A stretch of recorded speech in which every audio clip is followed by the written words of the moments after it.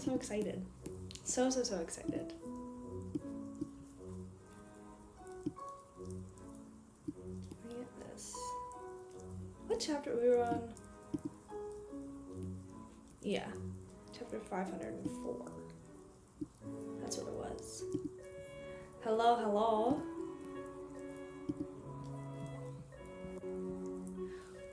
We finished on chapter 504, yeah. Okay.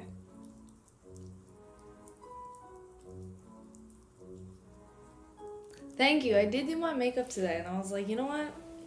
I somehow managed to do winged eyeliner, so I'm gonna keep it. Because I was like, you know what? I'm pretty proud of it.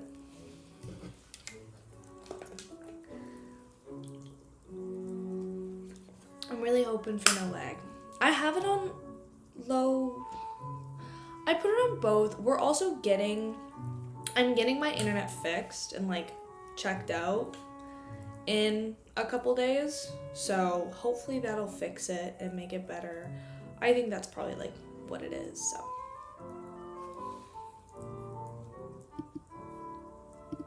Oh, I'm so excited. I'm so excited to get into it and start.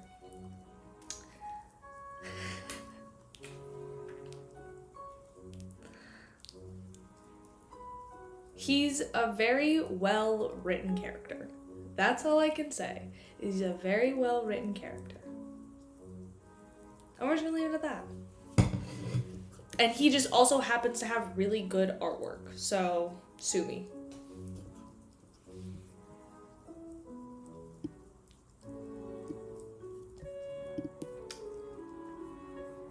Okay, I'm gonna start reading because we're on chapter 504. I'm gonna fix this. Yeah, thank you. You know what? For the first time ever, mark it down in your calendars. Thank you, Harsh.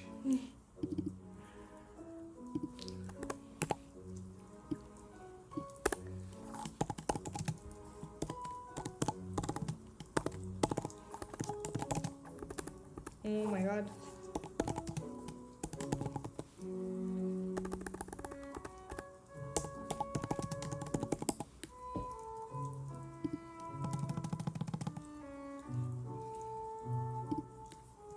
No, nobody clip that. Nobody clip that. We don't need to. We don't need that.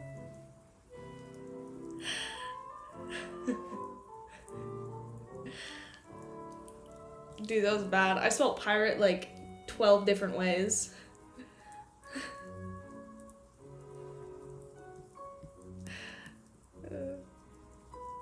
That's probably those one yet. Okay, chapter 504. We're gonna see how many chapters. We seem to be getting like 6 chapters per stream, regardless of if it's like a proper stream or not of me like getting through chapter reading. So it seems to be about we're getting through like 5 to 7 chapters each time, which isn't bad. So we will start off right now. So chapter 504. Red Skull Pirate Crew. A Beyonder was allowed to leave the fleet. Without a deliberate explanation, Klein easily understood why he found it strange. In a Nighthawk's team, even the civilian staff would experience strict restrictions. Even a normal registration would require them to sign a lifelong confidentiality agreement.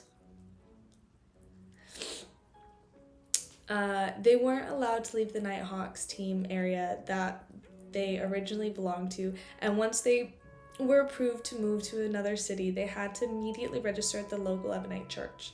From such rules, it can be seen how the officials treated Beyonder powers and related matters. A Beyonder who had drunk a potion wouldn't be able to leave their original organization so easily. Klein clearly remembered that Miss Justice had initially had the means and channels to become a Beyonder, but she didn't attempt them. The reason given was that she didn't want to lose her freedom. Similar thoughts ran through his mind, but they didn't become words, because the polite but cold Gairman Sparrow wouldn't be interested in such rumors. So what? Klein looked at the tableware on the table and asked calmly, Do you know how to make conversation? Blazing Dance secretly drew a breath and squeezed out a smile. I just found it strange. We all suspected that he had joined MI9 and that he was using his identity as a captain to monitor the sea routes. Finally caught the stream, yeah. Hopefully it'll be a good couple chapters. We seem to get through like 5 to 6. It's possible. Klein picked up a glass of water and took a sip. The dishes he ordered were served one by one according to their type. The restaurants even gave him 2 complimentary cups of sweet bubbling and light gold premium wine. Klein stopped talking and concentrated on enjoying the food, feeling that it was indeed much better than the second-class dining room. The melodious tunes of a violin resonated amidst the sounds produced from the slight contact between the cutlery and the plates. The blue and open sea outside the window rippled quietly, and everything seemed perfect. As Klein was about to serve dinner, a crewman came stopping in and ran to the table where Ellen was sitting. "Captain, there's a pirate ship." He didn't suppress his voice. Most of the passengers were shocked and stopped eating. Klein looked out, looking across him at Dance with his eyes dark and cold. Blazing Dance stiffened for a sec. Then he smiled bitterly. He lowered his voice and said, "If I were to say that this has nothing to do with me, would you believe me?" Klein's eyelids twitched as he slowly smiled. "Guess." "Guess, you son of a bitch." Dance was so furious that he almost cursed. I love this version of Klein so much. He maintained his smile and said, "Your wisdom is enough to judge everything." At this moment, Ellen quickly asked about the situation. He stood up and said to a packing first-class passenger, "There's only one pirate ship. We have enough power to deal with it. Ladies and gentlemen, please return to your rooms in an orderly manner and await the arrival of good news. Believe me, the danger caused by chaos far exceeds whatever damage those pirates can do. I don't wish to hear rumors in the future that, although we, the White Agate, had succeeded in repealing the pirates, a handful of passengers had fallen and injured themselves." Under his arrangements and with the support of the crew, Donna and the others left the dining room and returned to their own cabins, which included Klein and Blazing Dance. "I thought you were going to temporarily take over the White Agate and try to keep it safe from harm," Dance commented inside room 312 as he closed the door, as though he was watching a play. To be able to immediately throw out an olive branch and talk about creeds and remuneration after finding a suitable candidate showed that he was an extroverted boatswain who liked to talk with others. Klein glanced at him, then he went to the window and looked out. He saw a large ship with red skull flags fluttering as it cruised towards them. There were chimneys and sails. "Know them?" Klein held his hands in his pockets and stood behind the thick glass window. Dance walked to the spot diagonally behind him. After looking into the distance for 2 seconds, he said, "Red Skull, a small medium band of pirates. The captain is Seawolf Johnson with a bounty of £900. The first mate is One-Eyed Anderson with a bounty of £500. How much you want to bet he only has one eye?" In the pirate world, a bounty was an important reference point that determined one's status and standing. Considering that he didn't have the ability to move underwater adeptly, it would be easy to have innocents die if he allowed the pirates to board the ship. Klein was silent for a few seconds before asking, "Do they know you?" "Of course." Dance instinctively straightened his back. "They're qualified to participate in distinguished gatherings between pirates. I once kicked them in the ass, as expected of a famous pirate worth £3,000. Klein asked without changing expression, "Do they have binoculars?" "That's an essential item even if a ship is placed under control. There will be sailors standing on the observation deck, using binoculars to observe the surroundings to prevent any surprise attack." He could finally tell that this dangerous fellow was a new adventurer, and it was very likely that this was his first time at sea. Was he a famous bounty hunter, a member of a secret organization? Both are correct. Dan subconsciously guessed Gairman Sparrow's past. During such times, will the captain and the first mate use their binoculars to observe us? Klein originally wanted to address them as £900 and £500, but he found it a bit impolite. Definitely they have to keep track of their target, Dance replied slightly puzzled. He didn't understand Cameron Sparrow's goal asking such questions. From his point of view, if he had his powerful strength, he definitely would have allowed the Red Skull pirates to approach, find an opportunity to board their ship, and then eliminate everyone. Klein tilted his head and looked at Dance before revealing a gentlemanly and warm smile. That's good.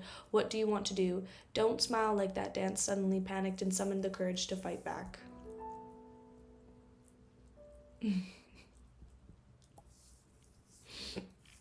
Take off your wig, Klein calmly ordered. Dance was puzzled and slowly removed his wig from his head. Klein took out the special bottle of extract from his secret pocket and handed it over. Wipe your eyebrows and face clean. This was a mystical makeup remover extract he had prepared before advancing to Faceless. He had used it when attacking the Wraith from the Rose School of Thought. Although Klein no longer needed it anymore, he had been reluctant to throw it away. Dance was even more confused. However, he was unwilling to throw himself into an irreversible situation unless he was really attacked physically. He had no choice but to do as he was told, removing the disguise on his face and resorting to an original appearance. Putting away the small metal bottle, Klein opened the window and let the sea breeze pour in. Stand here and look outside. He pointed directly behind the window and said to blazing Dance. Dance wearily walked over in a daze and stood firmly behind the window. Klein observed for a few seconds, then he calmly said, You have two choices. 1, crawl out and hang there in an eye-catching manner. 2, you get held by the collar by me and hung there in an eye-catching manner.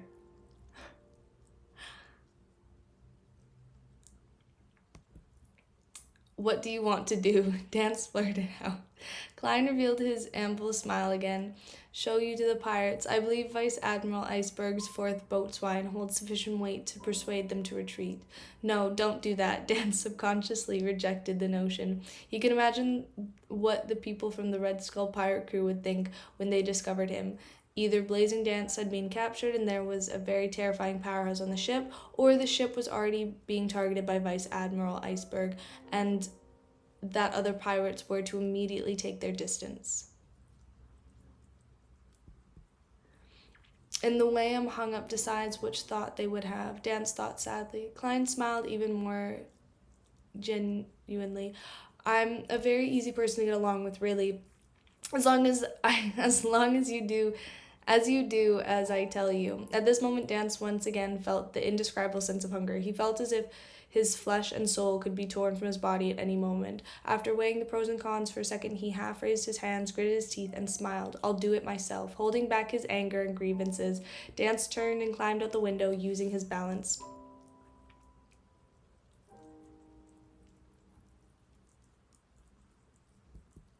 and strength from years of experience. He hung himself off the cabin with his forearm. Don't try to escape I'm not a patient man. Klein's face turned cold as he gently reminded. Phew, Dance resisted the urge to release his forearm and jumped straight down. On the pirate ship in the distance, the crew responsible for observing the white agate sent a message to Seawolf Johnson. Boss, there's a weird guy hanging out the window over there. Johnson was stunned for a sec. He raised his binoculars and placed it in front of his eyes. He quickly discovered the strange fellow who his subordinate was talking about. The man's position was very too eye-catching. Isn't that Blazing Dance? Johnson's brows twitched as he recognized the man. How did he get on the white agate? What's the meaning of him hanging outside? This is Vice Admiral Iceberg's prey. After a series of questions, Seawolf came to the conclusion. He raised his right hand and said, Everyone take note. Stay far away from this area immediately. In room 305, Cleve stood by the window. But here's the thing. If Klein, aka Cameron Sparrow, if he asked me to hang outside of a window, I would. And that's just the facts of the matter. If he asked me to jump, I would say how high. If he asked me to do pretty much anything, I would, just clarify how he wanted me to do it. In room 305, Cleve stood up by the window with a revolver gripped tightly in his hand as he precautioned against the potential sea skirmish. Donna's family was a little frigid, and they didn't return to their respective bedrooms, but they instead sat in the living room waiting for the bombardment to begin. Cecile and the other bodyguards Teague stood guard beside them, fully alert. At this moment, a look of confusion appeared in Cleve's slightly aged eyes. After a few minutes, he took a step back, lowered his muzzle, and said to the people, "The pirates have left." "What?" This development left Ertie, Branch, and the others surprised and confused. They had no idea what the pirates were thinking. Room 312. Blazing Dance crawled back and couldn't help but give a snort. You're borrowing my captain's reputation. She really hates these kinds of things. Just wait for Vice Admiral Iceberg to teach you a lesson, Dance thought angrily. Klein quickly listened and asked, "I remember her reward in Lowen was 26,000 pounds. This madman. Dance couldn't find the words to respond.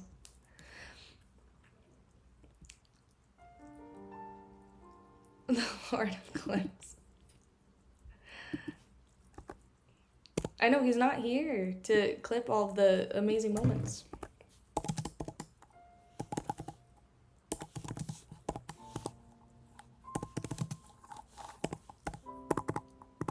Also, is it just me, or does... I feel like it's just maybe the decline that we're getting in this. But is it just me, or does he have underlying sexual tension with every single person that he comes across in this volume so far? Captain, the Red Skull's pirates have fled. A sailor rushed into the captain's quarters. They fled. Ellen lifted his telescope and looked quizzically at the calm sea.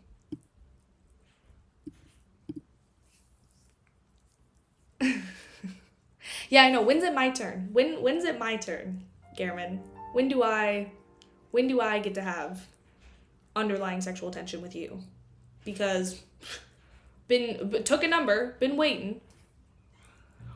The sailor rushed into the captain's quarters. They fled. Ellen lifted his telescope and looked quizzically at the calm sea. He really does. Like, especially in this volume, I'm like, okay. Because in the past, too, you're just like, it's not really there, but, like, something's just clicking in Garamond Sparrow. Something is very much so clicking with that one. Stewie. Oh my god, dude, if I... Here's the question, though. If I got isekai'd into the Lord of Mysteries universe, the real question is who we cracking first. Because there's options. There's so many options. We could do Garamond Sparrow. We could also head back over to Backland, hit up Dally. Leonard's over there. We also have Trissy. She's running around somewhere. There's so many. There's so many options. Also, are we talking, like, are we able to crack people that have already passed? Are we talking only this volume, or are we doing all volumes? You know what? I might even make my way over to the Silver City. Land of Forsaken God. Amen, where you at? Better run.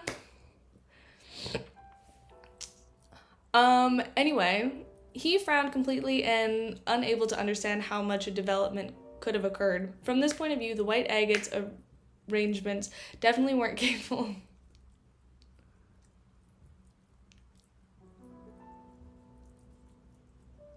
Okay, maybe not all volumes. I don't know. I don't know what happens in the rest of the volumes. As of right now, I've got a list. I've got a hit list. Yeah. You guys remember the, like, hit list that Arya had in Game of Thrones? That's mine. But it's the people that I'm going to crack once I get isekai'd into the Lord of Mysteries. From this point of view, the White Agates definitely weren't capable of scaring off the Red Skull pirates. It was... I was guaranteed that both parties would have to circle around each other dozens of times during the skirmish. And fire multiple shots in order to ensure that the other... Actually, also, speaking of Aemon, he's also kind of a baddie, like, if I have to be honest. I wouldn't be upset.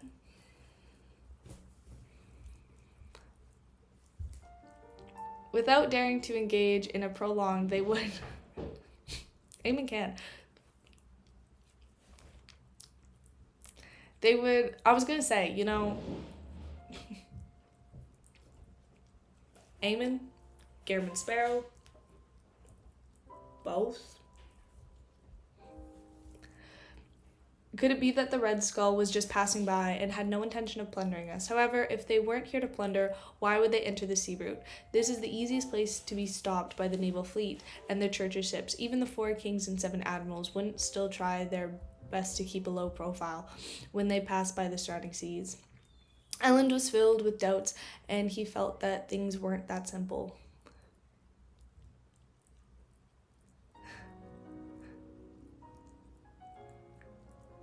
What was I confusing? No, I feel like I started no, because I have notes. I don't know if I was confusing anything. I feel like I had everything down with what I was going to do with it, you know? Maybe not.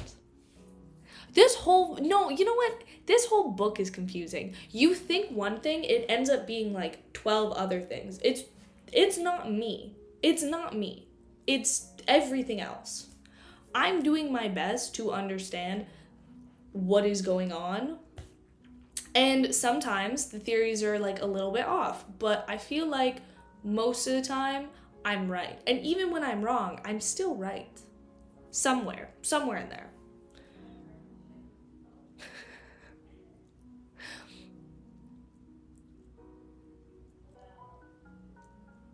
Yeah.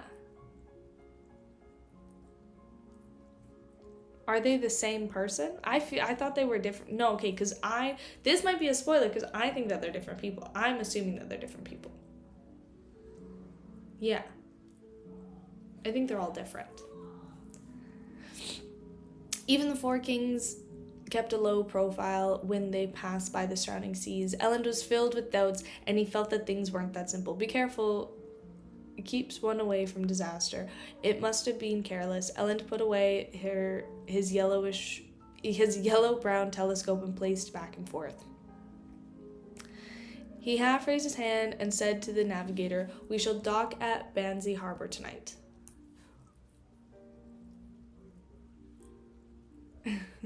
Report our encounter with the pirates to the Navy and the church. According to the usual plan, the next stop for the White Agate would be the Tiana port, and it would probably take 3 days at 13 knots to reach it. From Tiana port, it would finally reach the capital of Rorstad Archipelago and the city of Generosity Biome.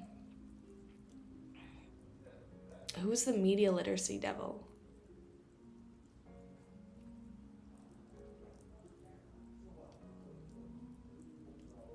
No, okay, so no, I get that part. Okay, I get that part. I get that the true creator and the fallen creator, like, okay. Maybe I was thinking something else. No. I was thinking something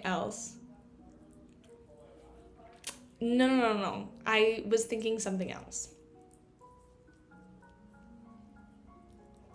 I was under the impression, possibility, that there was... Oh, but that was probably the sun god. Okay. So I was kind of right. I was just thinking of it wrong. Because I was always assuming there was, like... Because I knew that the fallen creator was, like, the name that Klein gave the true creator. I'm, like, aware of that one. But I, like, was thinking in my brain. I was like, oh, well, I think there's 2 of them. But it was probably just the ancient sun god and then the fallen creator. And those 2 were 2. I'm going to create a chart of everything that I think. And next stream, I'm going to show you guys the chart that I've now created for these streams. And try and make it make sense. What I think. Because I feel like I need it drawn. With, like, what it is. How my brain's kind of, like, putting it together. And you know what? That's also the other thing is, like, I'm probably not thinking of it correctly. Like, I'm probably very much not, but oh well.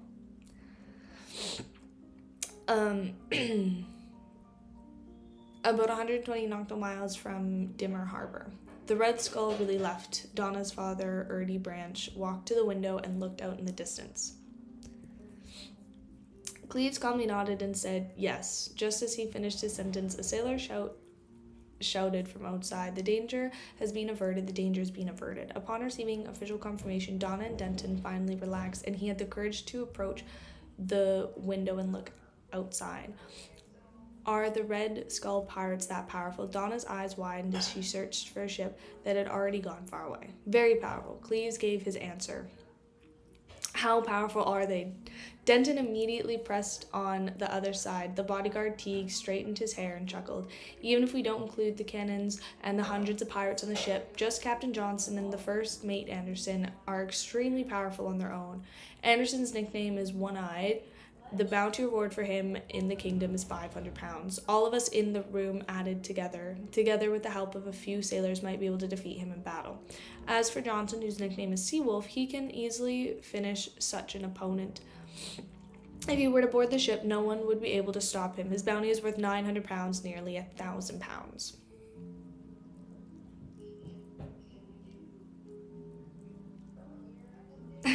Perfect.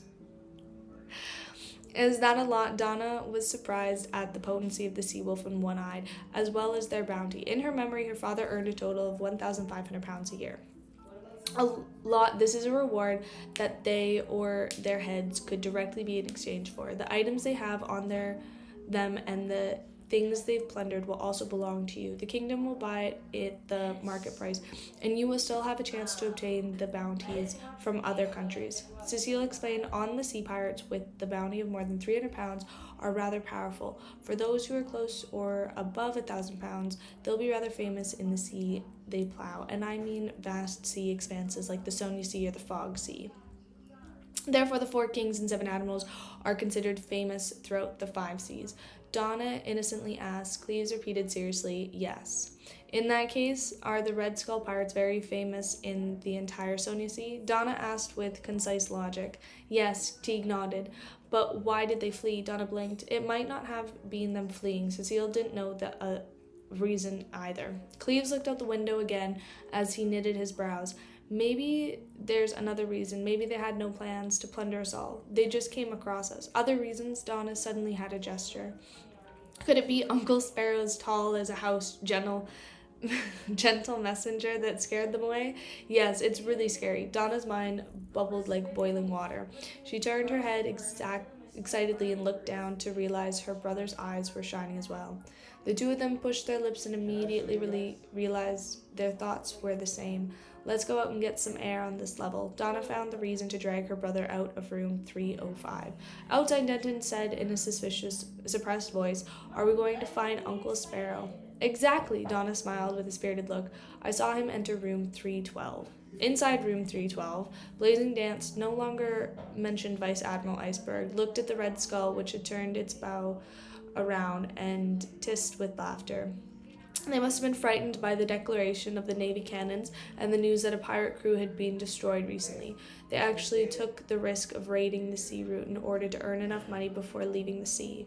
So what if there are giant ship cannons? The Navy and the Church have been a lot of powerful things, and they've always existed, but never have they made it impossible for us to continue being pirates. We can't beat them head on, but we can always escape, right? They can't possibly stay with the merchant ships forever, can they? I know the ironclad warship is getting bigger and bigger, and the steam engine installed in it will also become stronger. One day the speed will break through 18 knots, 20 knots, and once they're on your tail, one can only wait to be caught. However, the sea is so vast, tens of thousands of ships can't even fill a corner, even if they were all thrown there. There are also a lot of unexplored areas at sea. One can hide in those places after doing something. Although it's dangerous, there are still opportunities. This fellow is indeed the talkative type. Don't you think that a crazy adventurer wouldn't care about these things? Klein looked away and scanned the room. His gaze finally fell on the leather suitcase he had raised, and his chin had said, Wash their dirty clothes inside. The expression on the Granlis Dance face froze. He yearned to burn the entire ship down. He felt that his anger was like gushing steam that had lifted the gate of reason. No, it's just my roommate and then somebody else out there, so. Dance opened his mouth and took a breath before repeating it again. His flushed face softened as he asked without a smile on his face, Is that all? Only the dirty ones. The coat just needs to be brushed. Klein was almost amused by the man's show of anger, and he felt that this was what Dance deserved from robbing the innocent. The clothes in his suitcase were I was gaining weight, not anymore though. um Yeah. robbing the innocent. The clothes in the suitcase were the ones he changed out the last night of the shower. He felt a little lazy. He had only washed his underwear. Calm down, don't lose control. Calm down, don't lose control. After astonishing himself several times, Dance walked over to Gammon Sparrow's suitcase, opened it, and took out the clothes that needed cleaning. Just as he was getting busy in the bathroom, he heard the doorbell jingle. But I'll see. Klein opened the door to find Donna and Denton. Uncle Sparrow, I hope I didn't disturb you. Donna's eyes darted left and right. No, Klein stepped aside. The two little fellows entered the room and were surprised to see Dance doing laundry. Where are your servants? Denton asked subconsciously. Don't bring them along. Klein answered for Dance. Donna asked in an apparent confusion, but there are laundresses attached to the first-class cabin. They're charged by the barrel. Before she couldn't finish, Dance froze. He had been so angry that he had forgot about it. Dance shook the water from his hand, turned the force, and smiled at Gammon Sparrow. Can I have the laundresses for help? Klein didn't insist on seeing the pirate make a fool of himself, so he smiled and said, I only care about the results. Phew. Dance heaved a sigh of relief. Their back-and-forth questions and answers exchanged made Donna realize that something was wrong. The young lady asked in suspicion, Uncle Sparrow, aren't you two friends? Why does he look different from before? Klein found a chair and sat down. Without hiding anything, calmly said, to be exact, he's my prisoner of war. Prisoner of war? Denton looked around in daze, not remembering when the two uncles had a conflict. At first, Donna was puzzled, but then her heart skipped a beat. She cheerfully asked, Is he a pirate? Yes, Klein nodded gently. The Red Skull pirates were also scared off by you, Uncle Sparrow. Donna pressed in excitement. Klein shot a glance at Dance and replied without an expression in a way. Having all her questions answered, Donna felt abnormally pleased. She glanced at Dance and unknowingly lowered her voice. Uncle Sparrow, does he have a name? No. Does he have a bounty on him? No, I mustn't let anyone know what happened to me. Dance opened his mouth and bid to answer before Klein. I'm sick. At this moment, Klein said with a fleeting voice, Danced. Donna and Denton looked at each other without asking any more questions. The siblings didn't stay long and soon took their leave. They kept feeling that the pirate's eyes were fierce. When they returned to room 305, they saw that her father and Uncle Cleves were still in the midst of their discussion. Donna deliberately interjected innocently with a question. A lot of people were talking about pirates just now. Some mentioned Dance in his very powerful Blazing Dance. He's Vice Admiral Iceberg's subordinate, the fourth boatswain of the Golden Dream. Cleves answered simply. Upon saying this, he suddenly turned silent as he retracted his gaze, seemingly in recall. A pirate admiral's subordinate, Donna pressed out the curiosity, how much is his bounty? Cleves returned to normal and said in a deep voice, 3,000 pounds. 3,000 pounds. Donna and Denton opened their mouths little by little, almost forgetting to close them. The captain of the Red Skull Pirates only has a bounty of 900 pounds, but the man who looks like a servant is worth 3,000 pounds. The siblings looked at each other, unable to utter a single word. At 6 p.m., the White Agate entered the harbor again. Banzi Harbor. Elland is very cautious. Dance stood by the window looking out at the darkened harbor and the tall lighthouse. Without waiting for Klein's response, he laughed and said, It seems like there are some nasty legends here. Chapter 506, The Weather Museum. A lot happens in these, I've noticed that in, this volume, a lot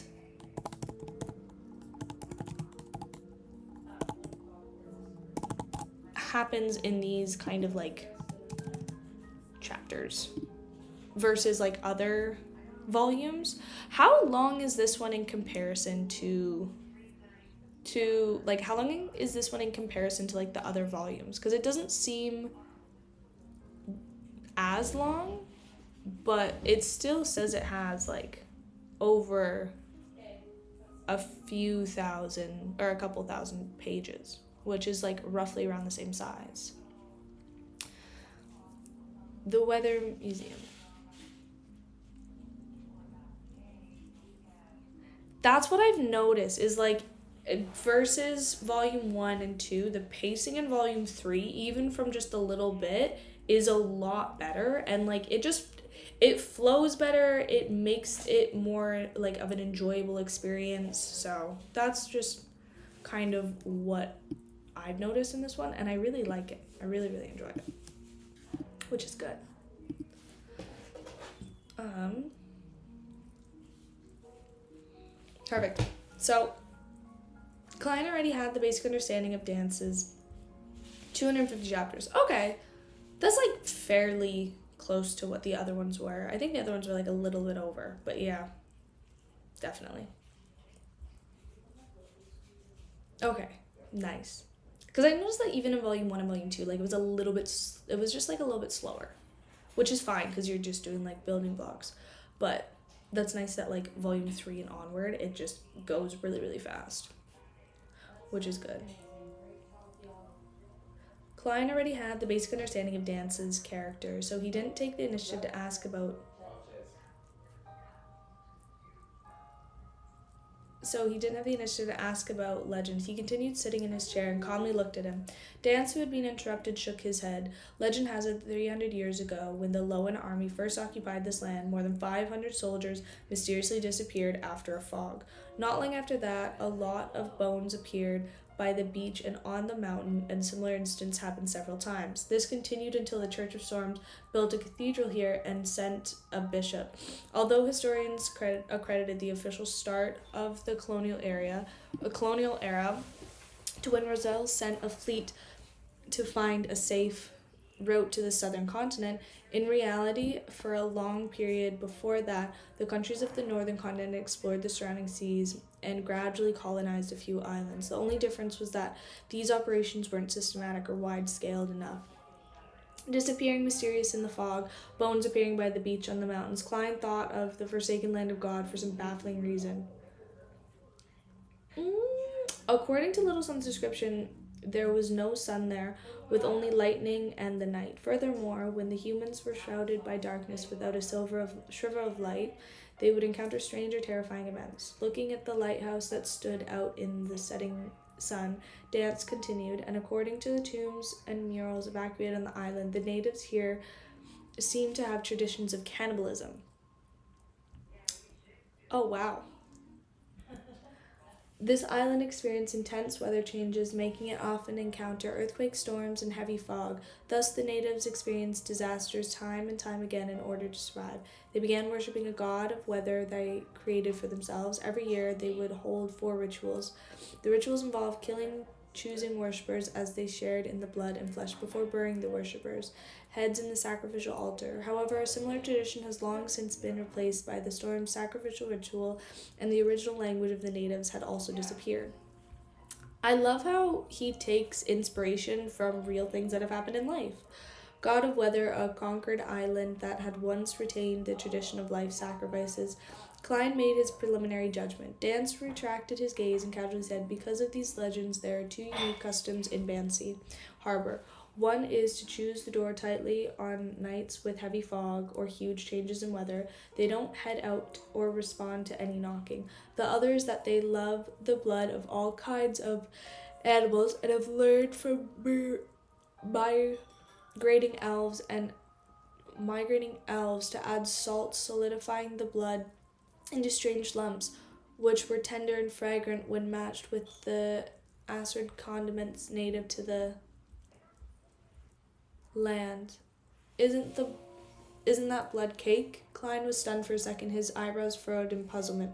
Elves? According to the stereotypes he had formed in his previous life, elves are supposed to be elegant vegetarians. How could they research the correct method for eating blood, as well as 100 methods involved in making blood cakes? So, that's right. Rumor has it that many elves like solidified blood. Dance spread out his hands in response. Unfortunately, it's already very difficult to find such creatures who have good culinary skills. Little Sun previously mentioned that the ancient god of the elves, Elf King Soniathrim, wielded the authority of the storm. In that case, the elves should be a race equivalent to Beyonders of the Sailor Pathway. So it's not inconceivable that elves really enjoyed blood-related foods. Perhaps they even possessed the attribute of being irritable as well. That's quite a scene to behold. Klein's thoughts raced as he gradually turned his attention to blood cakes. It's been a while since I ate that. He suddenly had the urge to alight from the ship and taste the delicacy. At that moment, Dance took the initiative to suggest, "There's a green lemon restaurant here that's very famous. Pig blood is especially delicious. Do you want to try it out?" He kept having the feeling that being alone in the same room with Gammon Sparrow was very dangerous. He was worried that this monster in human skin would suddenly go crazy. He should be more restrained in places with more people. Holy Lord of Storms, I hope this trip comes to an end as soon as possible. Dance prayed without confidence. As a pirate, he also believed that the Lord of Storms, but he didn't have enough respect for the church. After hearing Blazing's suggestions, Klein, who had already had such intentions, was immediately moved. However, the legend and customs Dance had told him of made him feel a little uncomfortable. Thus, he had took out a gold coin and performed a divination right in front of Dance. The result was that there was no dormant dangers in the Bancy Harbor for him. Klein looked at the gold coin with his hand without moving his eyes away for a few seconds. He still felt uneasy. As Dance watched the scene, he suddenly understood that this monster in front of him was skilled in divination. This, even if you were secretly flee, it would still be very easy for him to find me. Dude, Klein's becoming scarier and scarier by the second. Blazing felt a wave of depression as a faint sadness welled up in his heart.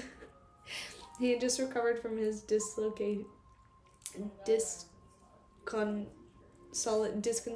mood when Klein suddenly stood up and walked over to the washroom. Before closing the door, Klein expressionlessly turned his head around and said, "You can use this opportunity to escape."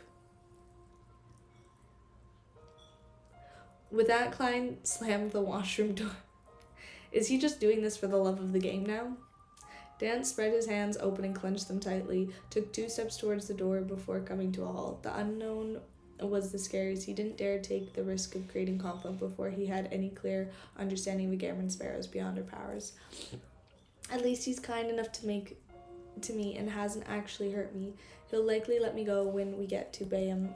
Dan's hopes of getting him lucky had taken a hold of his mind in the washroom. Klein pulled out a paper figurine, disguised it, and took 4 steps counterclockwise to head above the gray fog. He sat down at the end of the long bronze table, removed the pendulum from his left wrist, and wrote in the corresponding divination statement, "There is danger dormant at Bancy Harbor." Honestly, I would probably not want to be stuck in a room with Klein either. Like, being totally honest, not even a little bit.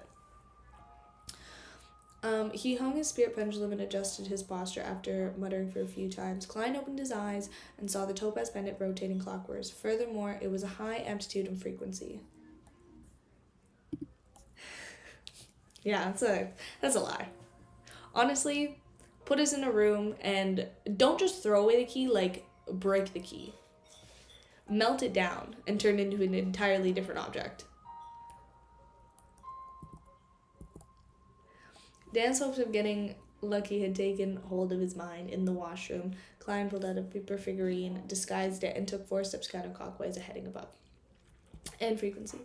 This meant that for Klein,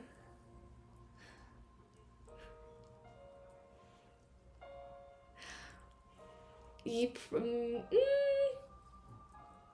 don't think so. Yeah, I would. This meant that for Klein, there was great danger lurking in Bancy Harbor.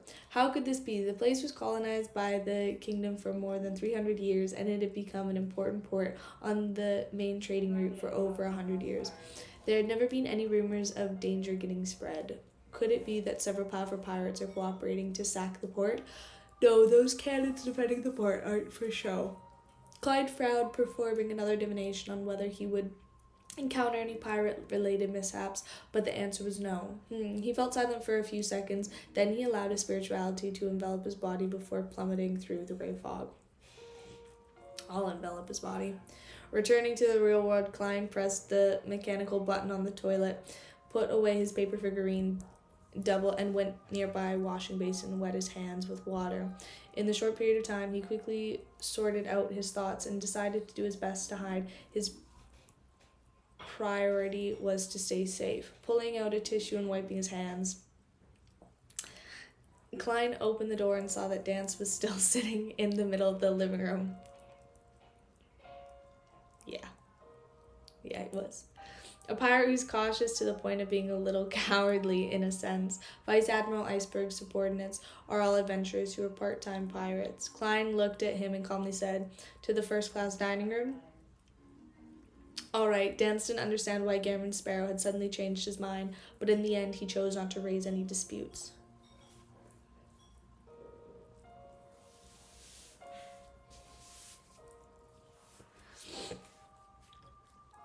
Walking down the gangway, Cleve suddenly said to Dawn and the others, "Head to the Green Lemon restaurant first. I have some matters to do with Captain Elland. I'll join you soon." All right. Although Urin Branch was surprised, he wasn't too puzzled. Cleve was halfway aboard the ship when he met Elland, and his straight sword at his waist. "I'm going to visit Gammon Sparrow." Cleves turned around for the first-class cabins after saying that. Elland was momentarily dazed, unable to understand his out of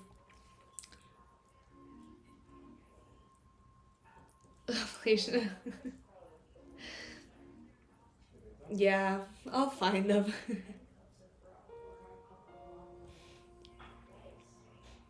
See, okay, so here's the thing. I can't read or watch anything. Not read, but I can't watch anything that Easy and Wiz do because I don't want to get spoiled.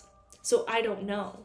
Trust me, I think about watching their stuff all the time, but I'm like, look who's here. Look who's here. I can't do anything because I don't want to get spoiled with anything. What a question.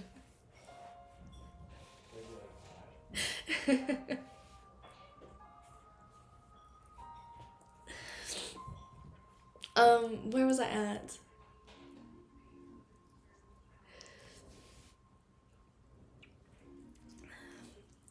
Here's the thing though, from the comments I've seen, Easy, are you sure? Because I've seen a couple comments saying that you probably have the literacy skills that I have when it comes to reading. So, I don't know. And Wiz kind of gives me the vibe that he might be pretty smart about stuff.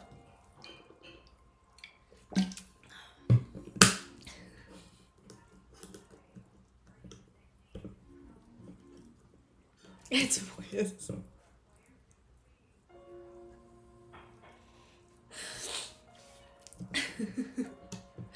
Dude started a beef between Easy and Wiz, who's better at reading comprehension and just reading in general. I feel like my reading comprehension's pretty good. Reading not so much. Reading comprehension though, it's not bad. I think I've got a pretty good lock on the book, other than the few mistakes I make.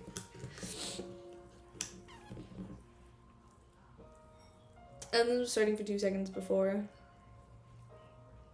Yeah, I'm sorry, Easy, I'm sorry. I gotta go with my boy Wiz because he's Canadian. Us Canadians gotta stick together.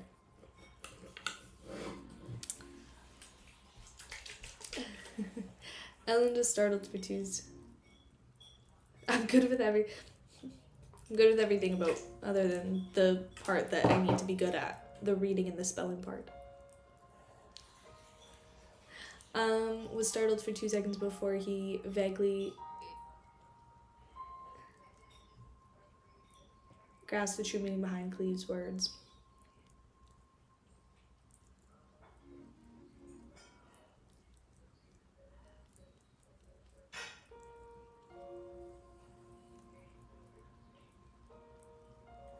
Yeah, no, true. Spelling's not included in this one. It's telling me that if anything happens to him, it would be because of a visit to Gammon Sparrow. But if nothing happens to him, it means that his suspicions were incorrect and there's no need to further disturb Gammon Sparrow any further. Ellen stopped in his footsteps and said to the first mate beside him, "Wait 15 minutes.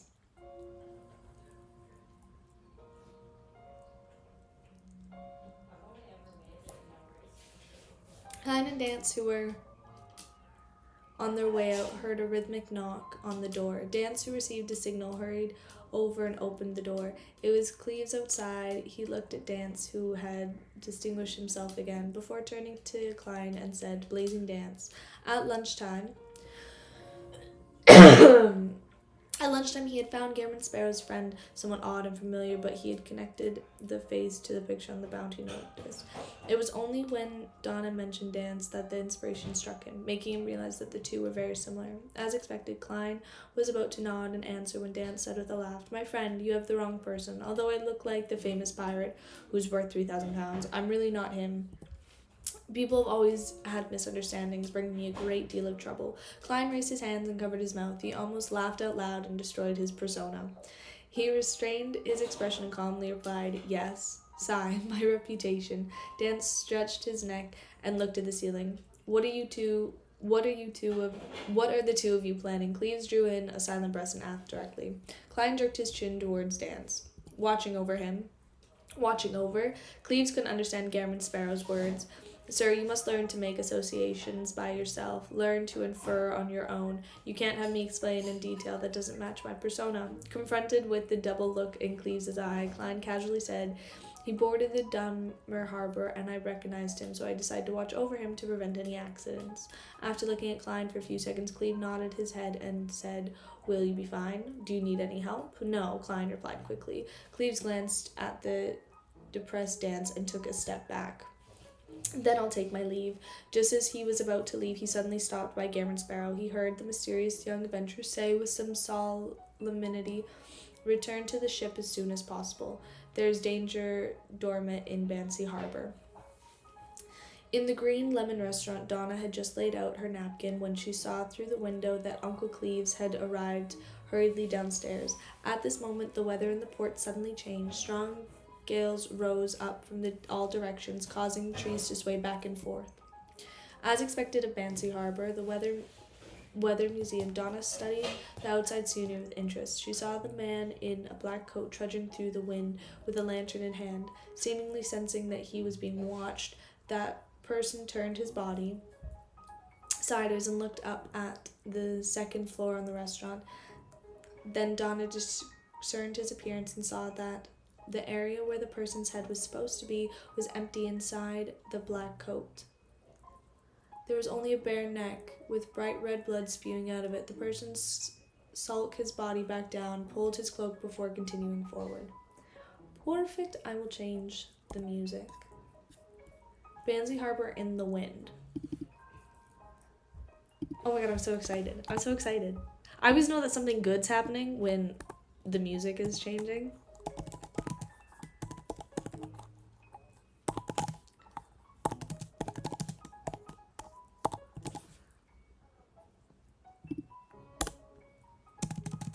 Oh my god, I'm so excited, I'm so excited, I'm so excited, I'm so excited.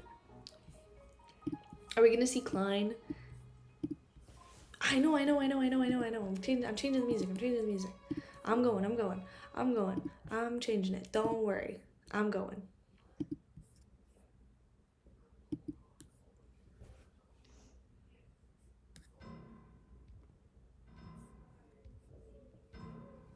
There we go. Okay. Donna jerked back, her pupils constricting, her mouth half open, and her scream reached her lips. She should have seen the messenger before, then she would have long lost control of herself and staggered to a feat of terror, unconcerned whether she would flip over the table or the chairs. Fortunately, she had no longer the young lady who was completely ignorant of the matter of the sea. It's changed. When she first boarded...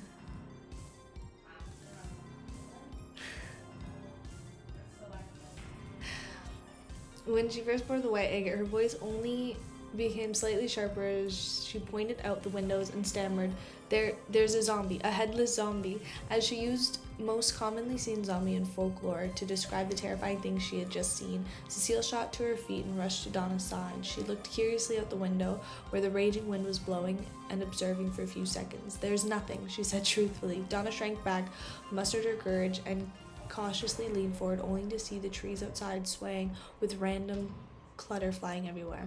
There wasn't a single pedestrian. There really was something there. He was wearing a black coat, and he had no head, and his neck was bleeding, Donna said while gesturing in an attempt to convince the adults in the room. Her father, Urgent Branch, propped himself up for a table, went to the window, looked up for a moment. Donna, you aren't allowed to read that Font's horror stories and anthology anymore tonight. But Donna felt aggravated and wanted to defend herself. At this moment, Cleves came up the second floor and approached, asking what happened. Donna said she saw a zombie, a headless zombie, the other bodyguard T explained with a chuckle.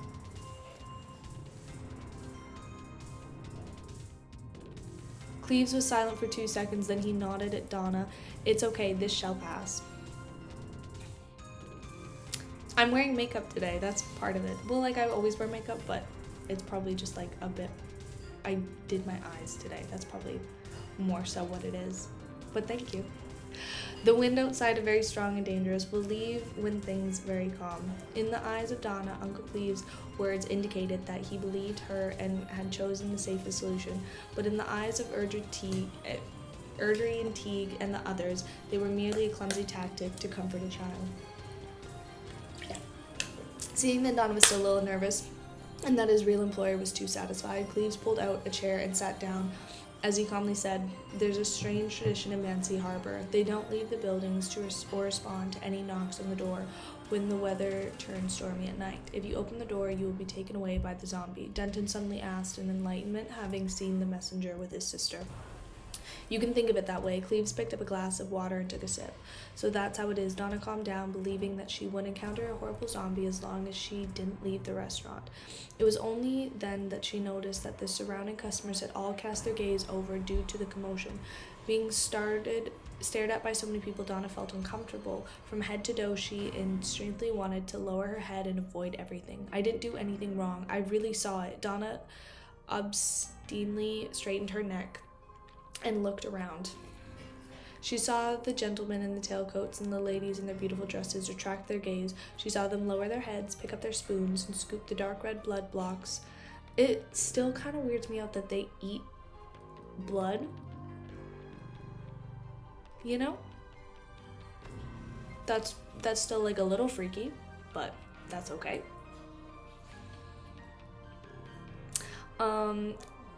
Pick up their spoons and scoop the dark red blood blocks. Their lips were stained with a tinge of red. Their faces appeared pale under the light of the crystal chandelier. The contrast between the two made Donna feel an inescapable sense of fear. She turned her head back and waited for dinner, secretly praying to the goddess that the gale would cease as soon as possible. Mancy Harbor Telegraph Office. As soon as Ellen and his first mate finished sending their report to the Navy, they realized that the wind outside was howling and that the nearby doors and windows were rattling. Really, the weather here is also so unstable. Ellen put his boat, shaped his hat, and sighed with a laugh. His first mate, Harris, laughed out loud. Otherwise, how could they call themselves the Weather Museum? It's best if you don't head out. Legend says that if you lose your head because of that. The telegraph office staff, a young lady with curly brown hair, reminded them in a slow voice. I know, but I've tried a few times and nothing happened. Without a care, Harris opened up the door to leave. Ellen stopped him and thought for a moment.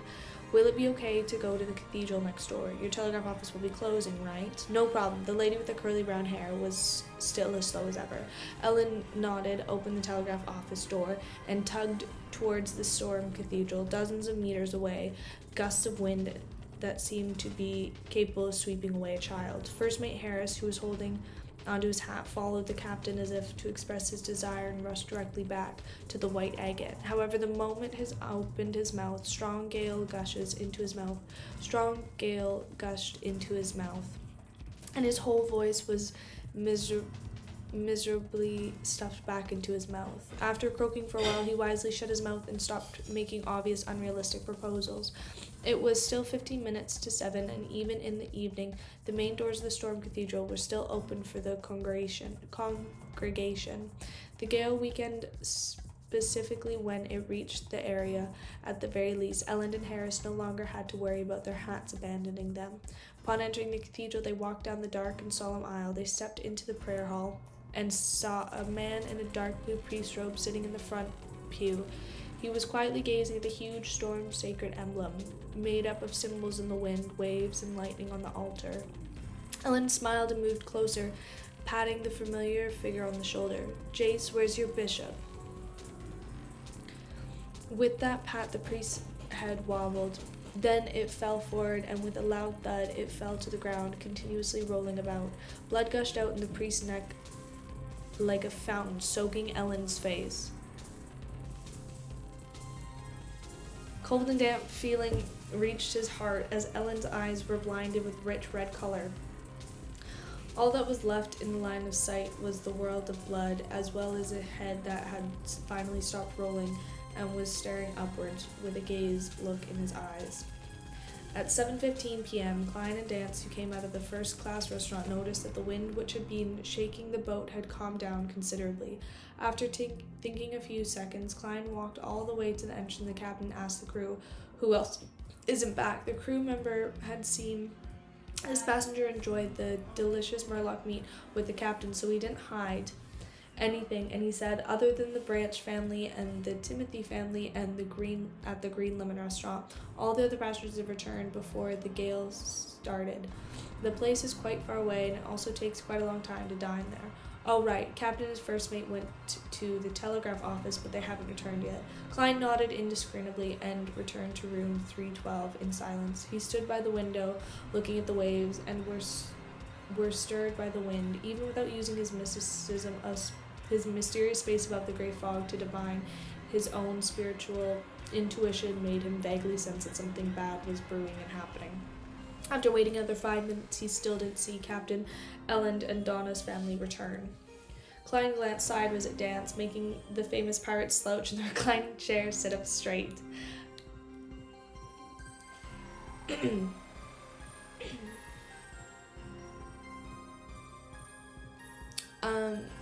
Klein looked away, said nothing, and went into the washroom. He closed the door behind him, took out the paper figurine, disguised himself, and went above the grey fog, ready to make another divination.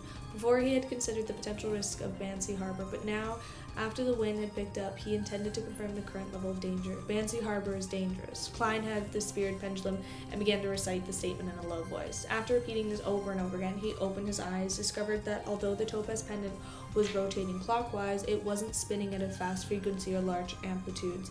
There's danger, but it's within acceptable limits. This is in contradiction to the revelation from before. Klein whispered to himself as he leaned at his elbows on the edge of the long bronze table.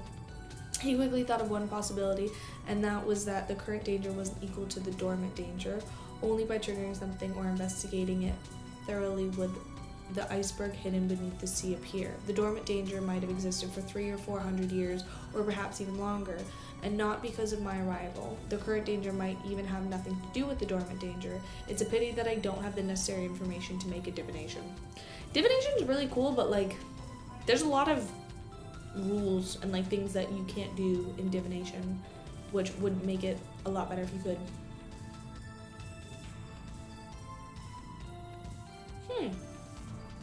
Cool. That's a popular dish in around.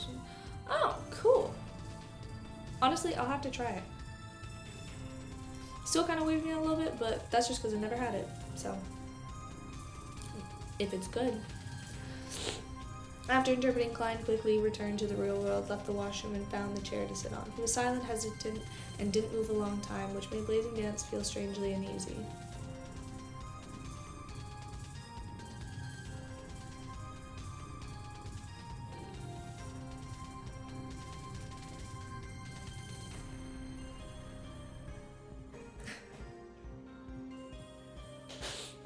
He was silently hesitant and didn't move for a long time, which made Blazing Dance feel... He's doing this in front of him? Oh my god. Okay, honestly, here's my thing. I'm kind of at the point where I'm like, poor Dance. Poor Blazing Dance. He probably thinks that he's trapped in a room with an actual psychopath. With someone who's actually, mentally unwell. And he is, kind of. Klein is kind of mentally unwell. He's not well. Is he unwell? Jury's out. Is he well? We can all say no. Ever since Garamond Sparrow mentioned that there was danger lurking in Banshee Harbor, the infamous pirate had been constantly worried.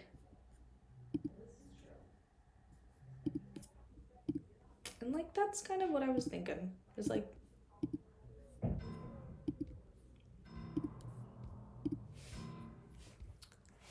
to be able to make this monster change his mind and avoid the danger in Green Lemon Restaurant, it must be very terrifying. Why is my vacation so miserable? I'm plagued with bad luck. The atmosphere was so stifling that Dan had to get up and pace back and forth. It was that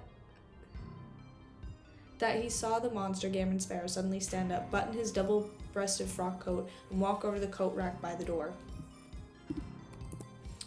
After taking his silk hat, Klein looked at the blazing and said without expression, "You're free." Huh? Dance only found it surreal. He suddenly understood the monster was thinking of doing, and he blurted out in shock, "You want to save the captain and those ordinary people. You were the one who said it's dangerous outside." Klein put his top hat and picked up his black wooden cane, twisted the door handle, and pliedly calm. "They'll cooperate with me. They kept my secret for me. He treated me to Murloc meat. They helped me pay compensation for White Shark's loss." Dance didn't react for a moment. Subconsciously, he asked how much was the compensation. "A few solly." Klein opened the door and walked out. Madman, this fellow's completely mad. Be it his treatment to others or himself, he's a madman. Dan's mouth was half open as he felt speechless. "Luckily, I'm a normal person. I'll stay in this safe place." Dan retracted his gaze and thought in mockery and amusement. Just as his thoughts came to him, the wind howled again, rattling the windows and causing the candles in the room to flicker. Looking at the dark and turbulent scene, Dan suddenly thought of a problem. This ship is anchored at the harbor, which was also part of Bancy Harbor. It's not safe either, and it could be in danger. If I were to stay here on my own, then I might... Is he gonna go with Klein? If I were to stay here on my own, then I might as well follow that monster. At least he's very strong. He ran out of room 312 and caught up with Klein just as he was about to leave the cabin. Klein turned his head and glanced at him. Although he didn't say anything, his puzzlement was very evident. Dance hurriedly laughed. "If I were to choose to retreat in the face of such trivial risks, I'll be mocked by the pirates in the Sonia Sea." An excuse without exposing him, Klein borrowed the lantern from the crew. Carrying the dim yellow lantern and holding his hand wooden cane, he walked alongside the boat and entered the dim port in the black suit. Dance laminated and followed closely behind him. Chapter 508. Don't go out. Jesus. I mean, I can't blame him. I would, because here's the thing, like, if everybody's crazy in this situation, I would go and be partnered up with the strongest, craziest person. Yeah, like, everybody's crazy. Everybody could kill you. So why would you not want to be partnered up with, like, the strongest person? That's the craziest one.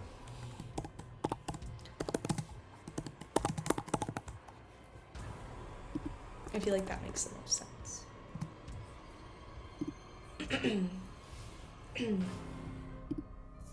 13 clips. I don't even think that I had 13 clips today.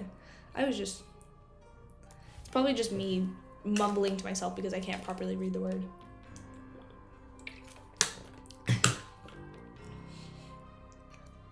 He's got the right idea. I'd be clinging to something at Gehrman's too. Unlike mainland cities such as Backlund, Tingen, and Pritz Harbor,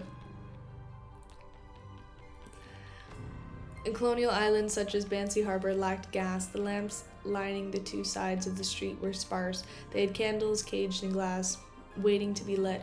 Unfortunately, the wind had packed up early, so no one went out in the evening. The candles didn't shine at the predetermined time, and the road was pitch black. The faint outline of the crimson moon shone through the clouds. Compared to before, the wind was much calmer, and at very least, Klein didn't need to be distracted, keeping his hat on.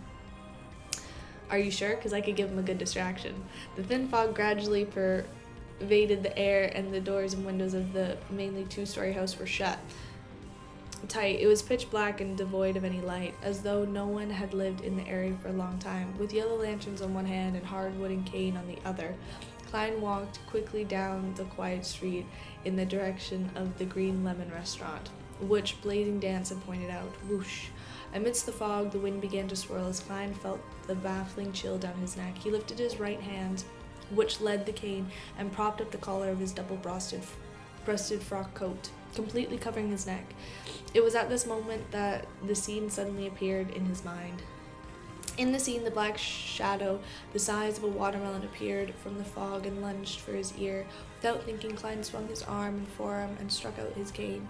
Just as the black shadow came close, it was struck head-on and sent flying long distance away. With the help of the lantern's light, Klein finally recognized the thing that had attacked him. It was a head.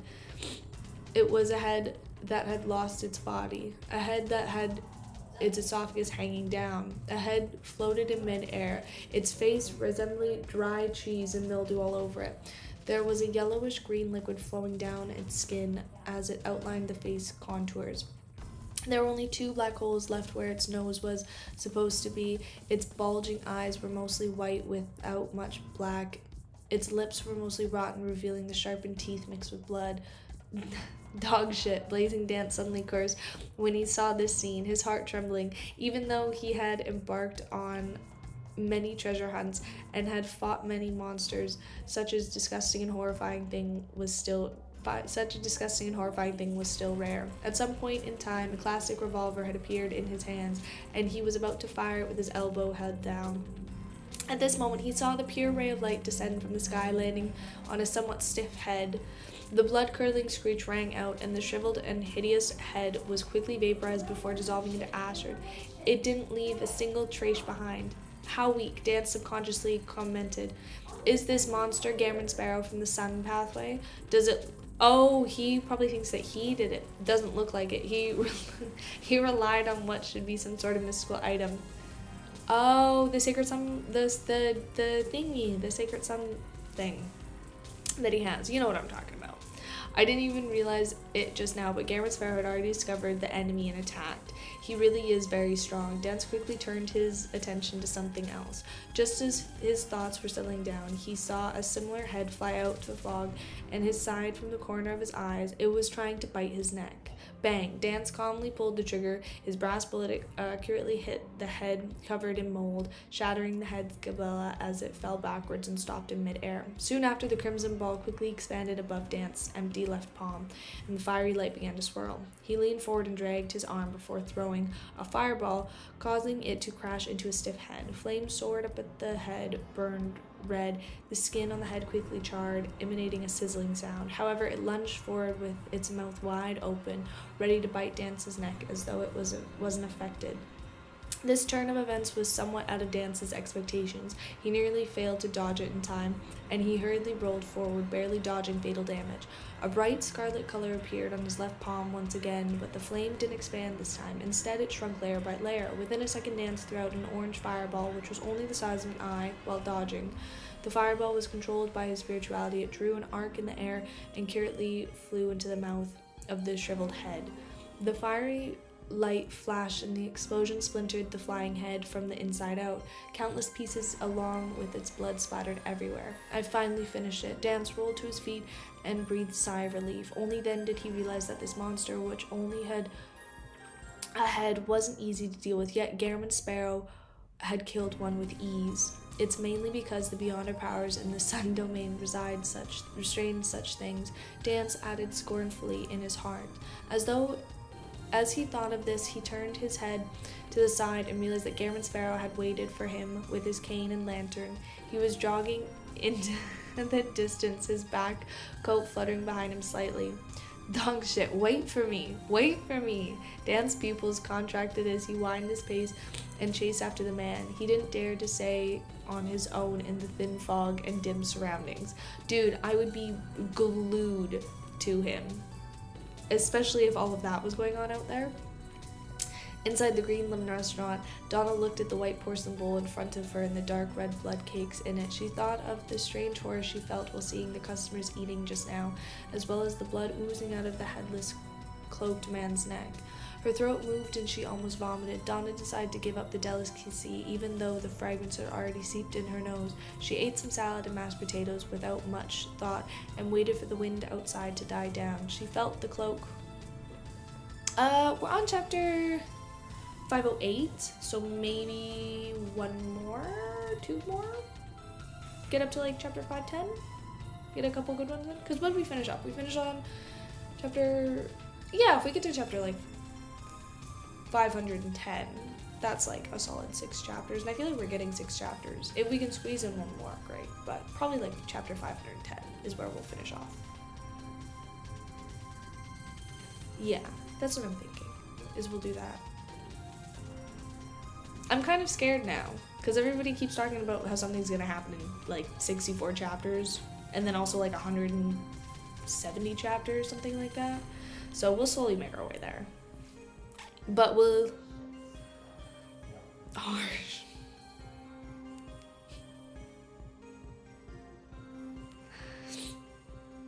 This arc ends at 5:12. Okay, well then we'll probably read till 5. Like, that's the thing, is like we'll read till the end of this arc. Like, we'll read until this is over. So if that's like 5:12, that's 5:12. Oh, it happens, it's no. Yeah. And that's kind of the other thing, is like I feel like at no point is there gonna like not be something happening. Something will always happen at this point. So Dawn decided to give back the delicacy, even though time passed. A second, the customers at the table paid their bills, left the second floor. The second floor became quieter and quieter as it turned emptier and emptier. Thud, thud, thud. Donna felt that the sound of her feet on the wooden steps as they descended were frustrating. Finally, she noted that the trees outside were no longer swaying, and the ground was littered with all sorts of junk. The wind had stopped, Donna said, pointing excitedly to the window. Her father, an important and export merchant, Urid Branch, pinched his forearm and growled, "Where's your table manners, Donna?" But Donna just as Donna was about to argue, Cleves raised his palm and pressed down. "It's 7:40 p.m. and we're almost done with dinner. Let's head back soon as possible. There are many nasty legends about the night in Banksea Harbor. Every merchant who depended..." But that's the other thing, is like how... Okay, I won't go to the TikTok comment section. We'll avoid that one. Thank you, duly noted. Thank you for letting me know. I do not want to spoil anything. Also, my question is, they all know that Banksea Harbor is like whatever this is, and they still all like, I would be sitting on the boat. I would not leave the boat and go out to this like place unless I had Klein with me. Then I would, you know. We could go explore. It's 7:40 p.m. and we're almost done with dinner. Let's head back as soon as possible. There are many nasty legends at the night about Banksea Harbor. Every merchant who depends on the sea for a living was more or less superstitious, especially when it came to the legends of the natives. Therefore, Erdy fell silent and agreed with Cleve's suggestion. He quickly foot the bill and led his family and bodyguards down the first floor. Cleves was about to open the door and find his way when a creaking sound came from a nearby room. Donna almost screamed out of fright and gripped Denton's hand tightly. A figure walked out, glanced at them, and calmly said, "It's fogged up. It's best not to go out." The figure wore a black tailcoat without a hat. There was a pair of glasses on the bridge of his nose. His face was fresh and almost circular. "What are you trying to convey, Mr. Fox?" Cleves recognized him to be the owner of the Green Lemon restaurant. Fox said without...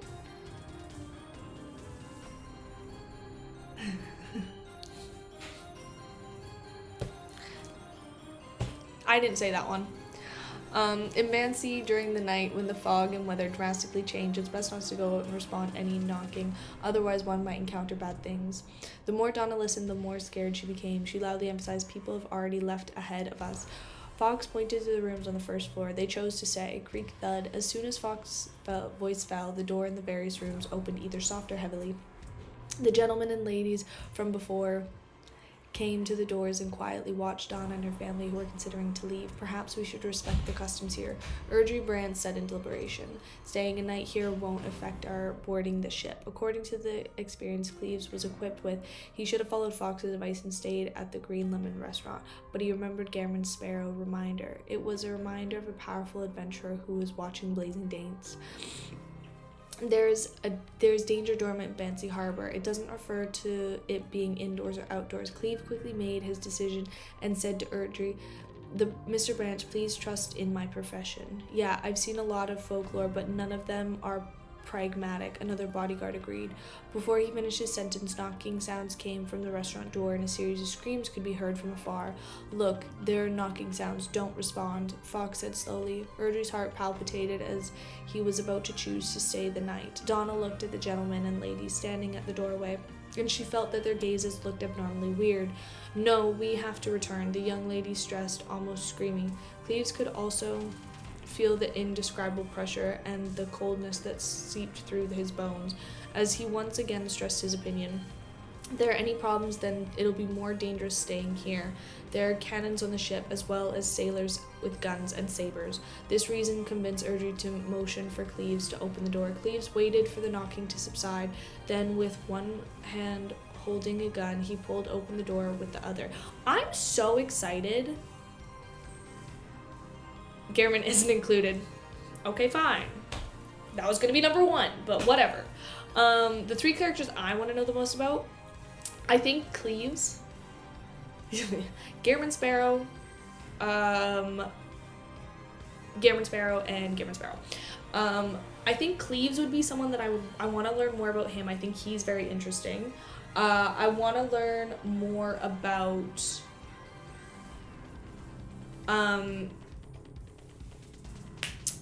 is it General or is it Captain Iceberg? The one that has like the really big county on her head. I want to learn more about her. I want to learn more about no. I want to learn Cleves. I feel like no, not Cleves. In this volume, I want to learn more about Alger, because I feel like we don't really get a lot of his POV in the past 2 volumes, which would be like interesting to learn more about that. And then Vice Admiral Iceberg would be a cool one, but I want to learn more about like Nash as well. I think those would be my 3. And then also like Cleves would be like super interesting too. What it would be.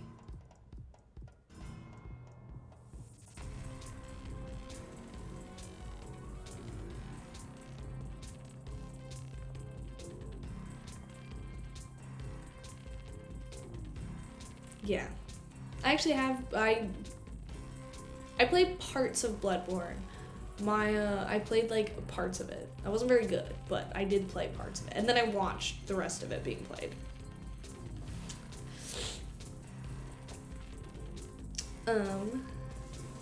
Cleves waited for the knocking to subside, then one hand holding a gun, he pulled open the door with the other. The wind howling had quieted and the darkness was deep amidst the spreading fog. It was as if there were many monsters hidden within. Yeah, no. I didn't think so. Yeah. No, it's not. Probably not.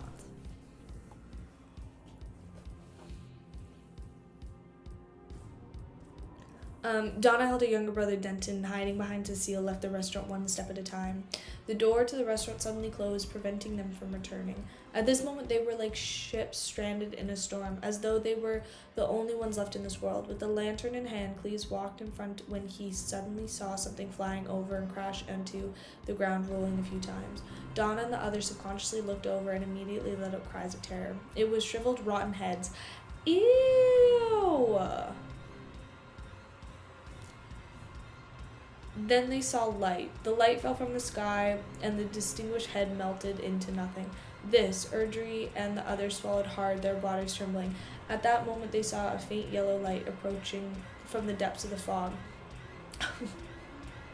Wonder who it could be.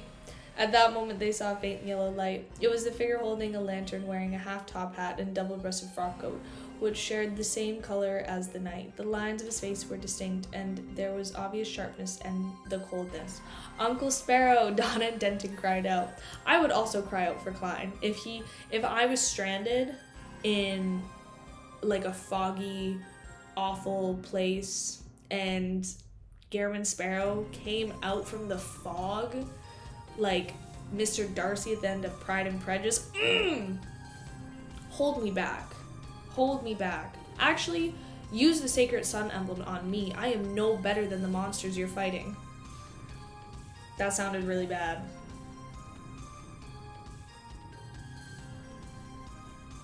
We're gonna leave that one.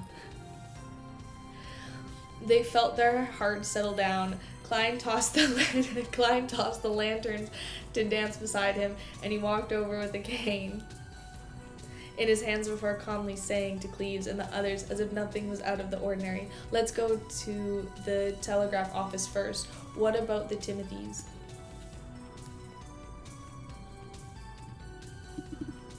Dude, honestly, fair though. I get we have to, the day that, okay, I need you guys to promise me something.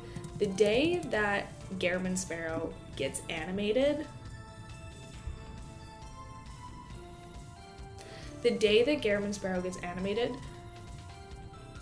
I need to be institutionalized, locked up, key thrown away, building burnt down. Yeah.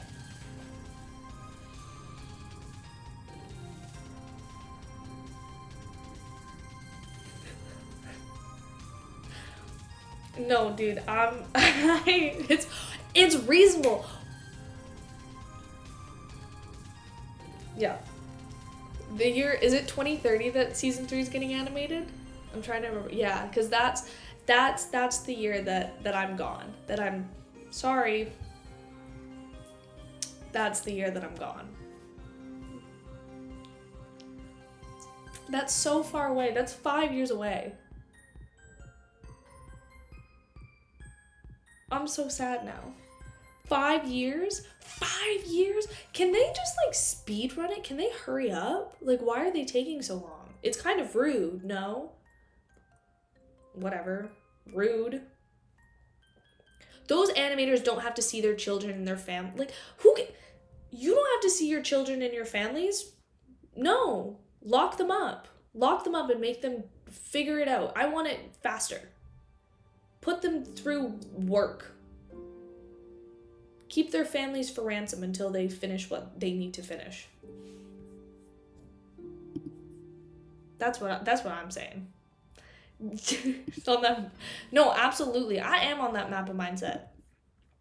Even Mappa, it took them so long. It took them 3 years to finally, I think it was 3 years between the 2 seasons, which is unacceptable. Yeah, I know. I'll have the artwork. At least I have the artwork to look at, but he could also be animated. They could also do it faster.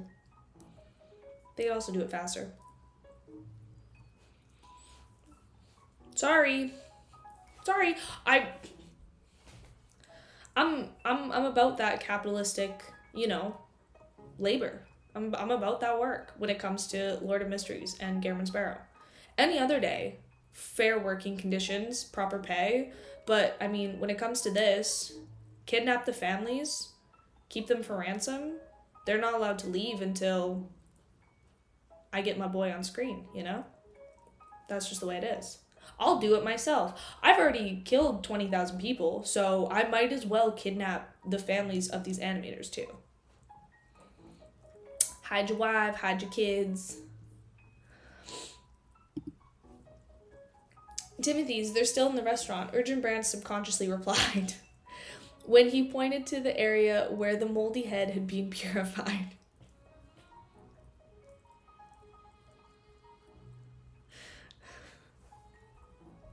Thank you. See? Harsh gets it. Real recognize real. And that's just the facts. You guys just aren't real, You guys aren't down bad enough if you want kidnap families. That we might not get this persona after this.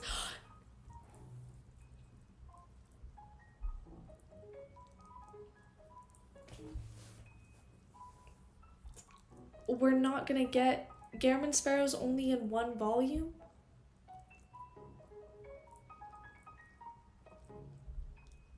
He's gonna go back? He's gonna go back to being a bitch in the next volumes? No!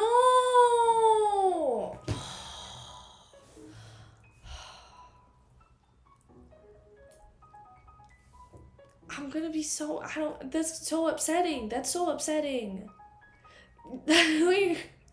He better not. He doesn't have to use the name, but he better keep like the energy and the vibe of Garamond Sparrow for these remaining volumes.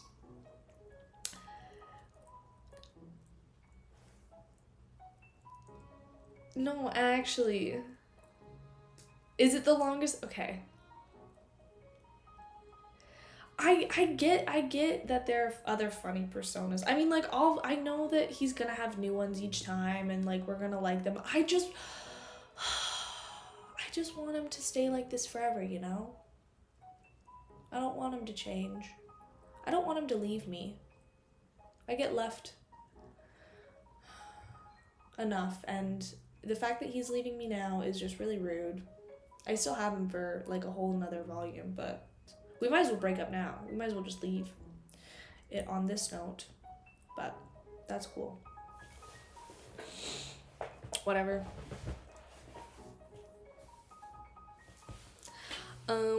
They're still in the restaurant.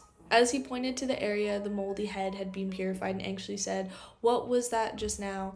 Maintaining Garamond Sparrow's persona, Klein didn't answer and glanced at Dance before walking directly past Donna's family to the tightly closed door of the Green Lemon restaurant.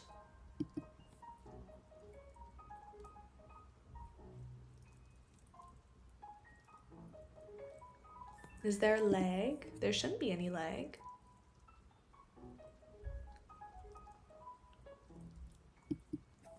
No, don't worry. I saw Sherlock Moriarty. I just, it just didn't hit. It didn't hit, I feel like, the way it was supposed to hit. I am sad about a persona. I feel like everybody would be sad about a persona, though. He pointed to the area where the moldy head had just been purified and actually asked, "What was that just now?" Maintaining Garamond Sparrow's persona, Klein didn't answer and glanced at Dance before walking directly past Donna's family and tightly closed the door of the Green Lemon restaurant. Blazing Dance held a lantern and was revealed.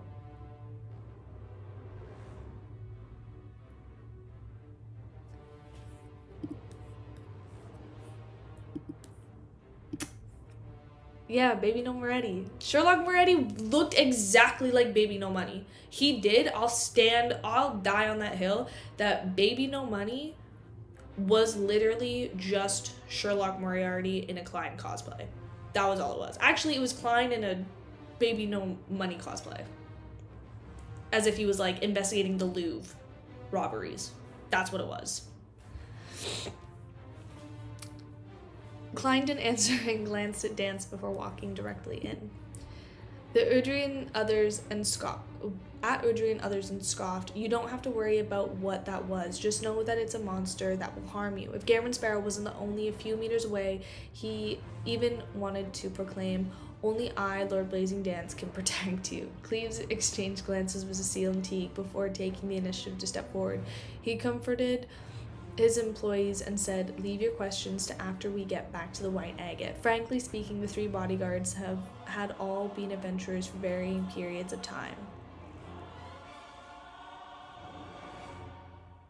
Garamond does just hit different. However, their understanding of monsters was still stuck at the level of folklore and stories.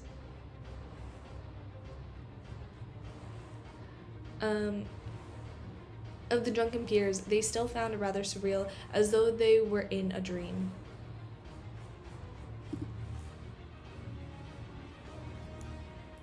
However, since they had seen creatures like murlocs before, it wasn't that hard to accept other things. At most, they were a little weirder and uglier than murlocs.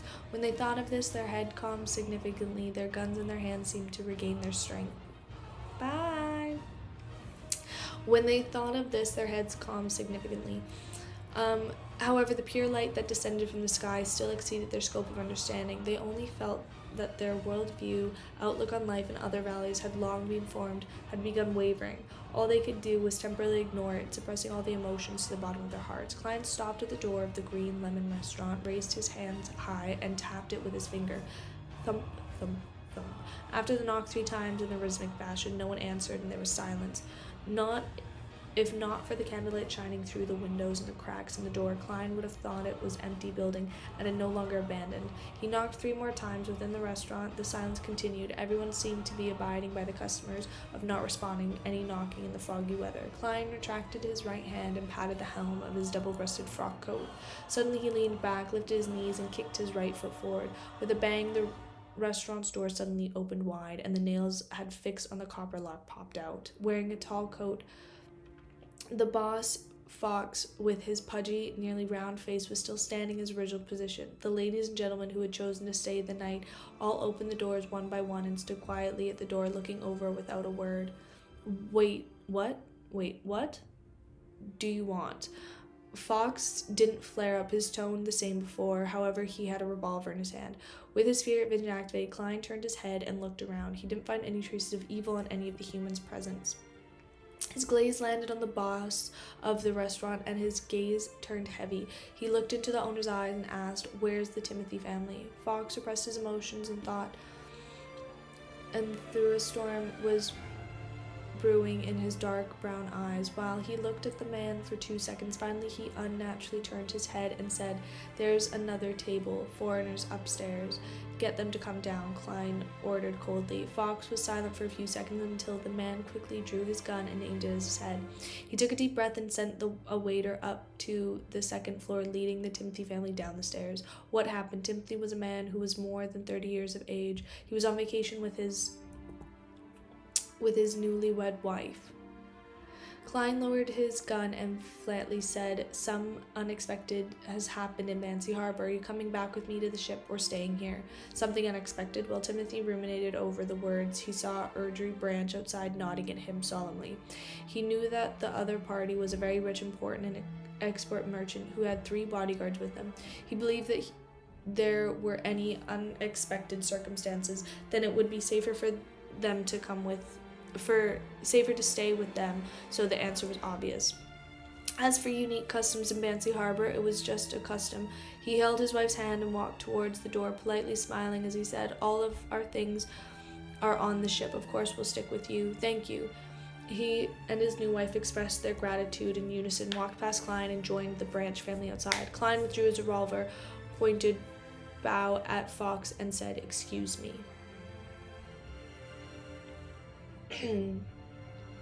With that, he turned around and walked towards Cleves and company, who were illuminated by the light leaking out from the restaurant. With a thud, the door of the Green Lemon restaurant closed once again. Swaying slightly in the wind, Klein had actually noticed an unusual subtle atmosphere just now, but since the spirit vision failed to obtain anything, he didn't wish to investigate it too deeply, lest he ignited the huge danger lurking in Bancy Harbor. He returned to Dan's side and did a head count with the light of the lantern. Donna's family of 4, their 3 bodyguards, the Timothy couple, the several servants are all present. Klein switched the hands in which he had his revolver and cane with, lifted his gun wielding right hand, slipped it deep into the double-breasted frock coat, and rubbed the sunboat. With a flash of dark golden light, an invisible force quickly spread outwards, flooding everyone present like a wave. Instantly, Dawn and the others felt as if they had arrived in the south, like they were bathing in warm sunlight. To disperse the cold chill within their bodies, they were no longer nervous and worried, as if they had found their courage again. The remnant black colors obtained from the special cured meat from Denmark Harbor quickly disappeared, along with the extremely minute amount of wicked feelings. Sun Halo was able to enhance the courage of one's companions with a 20-meter radius and purify any evil forces within them. With the help of the brooch, and while under the control of Klein's spirituality and psyche, he could use the power of the sun to bypass any target he didn't wish to help. "Let's head to the telegraph office first," Klein repeated himself as he held his cane in hand and his revolver in his right. After getting his bearings, he proceeded forward. Dance followed his direction and walked diagonally to the side. Cleve, Cecile, and Teague very professionally took charge of the security for the other 2 flanks. With a party of more than 15 people, it's easy for us to suffer losses. Once we're attacked, moreover, only Blazing can truly be considered a helper. What should I do? Thinking back to the monster he had encountered, Klein suddenly slipped the revolver back into the underarm holster and handed the cane to his right palm. He reached into his pocket with his left hand and removed the wall of spirituality around the iron cigar case. He took out Dance's copper whistle and held it in his hand, occasionally tossing it out. He believed that such an action would divert the attention of the undead monsters, which only had one head left from the others, leaving the copper ancient whistle as the only thing in their eyes. This way, I don't have to worry about being able to rescue them in time. That's the effect of the MT. Klein sighed and quickened his pace. At this moment, 3 shriveled heads covered in mold flew out from the thin fog in front of him. They charged towards Klein from different directions like arrows, completely ignoring the existence of the other delicious meat. 3 Dance pupils contracted a little, worried that Garamond Sparrow would end up flustered, but he also looked forward to seeing his true strength. 3 Klein calmly shook his head and threw Azek's whistle into the air. His head, with esophagus hanging down from them, immediately drew an arc and headed for their primary target. Klein took a step back and, without any expression, raised his hand and squeezed the sun brooch. All of a sudden, dense golden flames were produced where the copper whistle was, as a holy aura was emanated. Fire of light. The 3 shiny heads let out a miserable shriek at the same time, turning into dust under the golden light. Klein took 2 steps forward and reached out to catch Azek's copper whistle. That can actually work. Another mystical item. Dance froze for 2 seconds, flabbergasted at how easy the assault had been to resolve.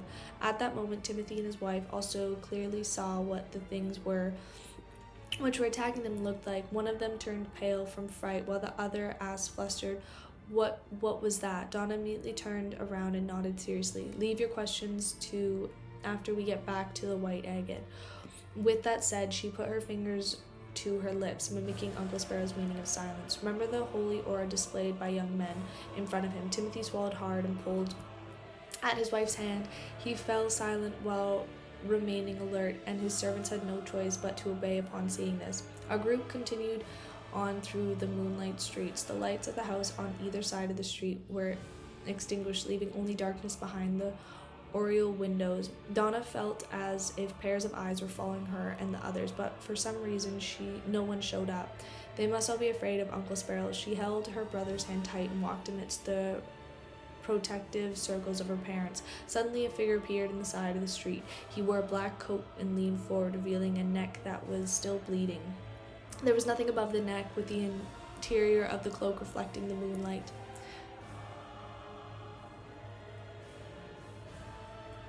I haven't been spoiled on anything crazy. I don't think I've really been spoiled on anything because I've avoided spoilers like crazy. I don't really look at my comment sections. I don't really look at anything other than the story, and that's it. So I haven't really been spoiled on anything, luckily. The headlines that's why a lot of my theories that I make are very out there, I've been told, is because genuinely I have no idea what to think, and I rip out my hair trying to figure out what is happening in this story. Let out a beast-like growl, the sound that gasped as it rushed towards Klein, stomping on the street to the point of the ground slightly shook. The spot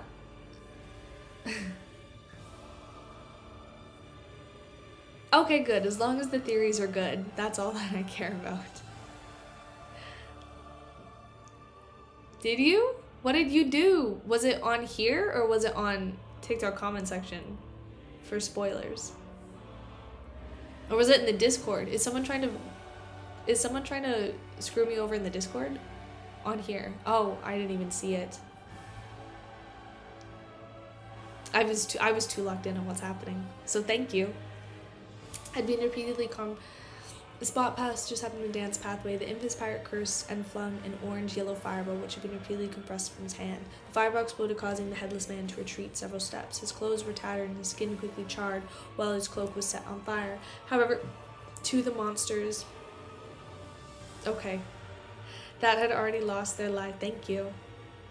lives, this wasn't a serious injury, and in an instant the crisp crack and scarlet flame on the black coat suddenly soared into the air as if it were blooming. Klein in his coat jumped out the flames, borrowing the momentum from his fall and his own strength in order to stab the cane he held in both hands directly onto the headless man's neck. The cane splat in the headless man's body and emerged from his crotch. Klein's back muscles bulged, forcibly throwing the headless monster to the ground.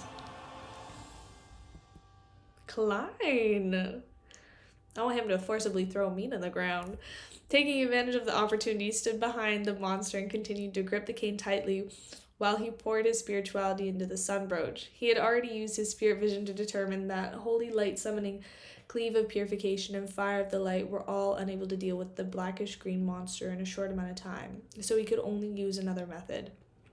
5 seconds, 4 seconds, 3 seconds, the headless man struggled with all his might, but like a snake he fell to his knees and was firmly nailed to the ground by the cane. 2 seconds, 1 second. Klein opened his mouth and spat out a word in ancient Hermes. Sun. Specks of radiance appeared and turned into water droplets and sprinkled over the headless man's body. When the blackish green gas was emitted, Klein let go of his cane and took 2 steps to the side. With the sparse rain, the headless man continuously switched before finally calming down, eventually melting into a pool of blood. No beyond characteristics. This means it's not the real enemy. At most, it can be considered as a created servant. Klein withdrew his cane, turned and walked back to the group. So cool, Denton let out a belated cheer. I was also thinking something as well, that it was like really cool that Klein did that. Donna's eyes sparkled. He was still borrowing the powers of the mystical item, however, his phasing away during the flames had indicated his true strength. He really isn't easy to deal with. Blazing Dance reacted his gaze. That's the other thing. Klein's like really... I know that he goes up against people who are even more powerful, but like Klein's really OP. And I think it also helps because he has this whole persona thing that he's doing, where he's like he's just got so much aura in this volume, and it just makes him so much scarier. Even with like all of his trinkets and everything that he has. It's so good. 7 or 8 minutes later, the group that cleared out 2 or more... That too. Waves of monsters arrived at the Banksy Port Telegraph office. See, I can appreciate the character.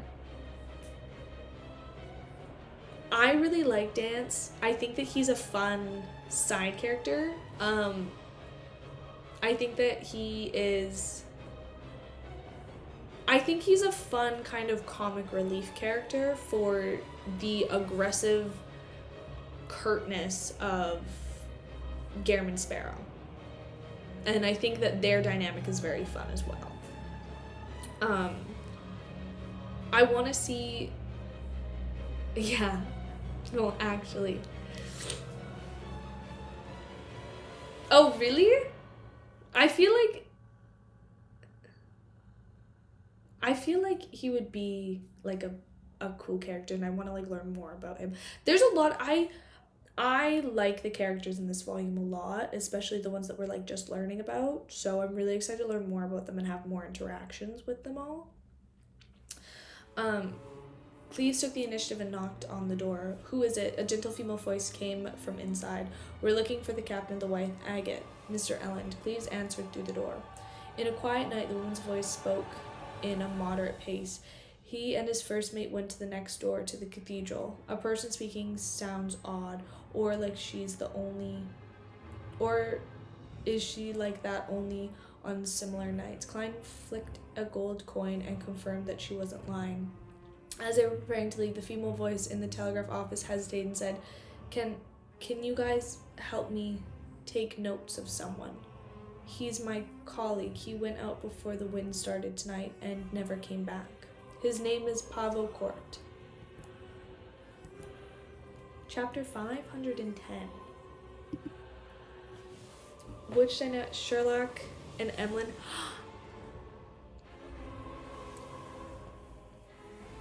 I I haven't read enough of Gehrman and Dance.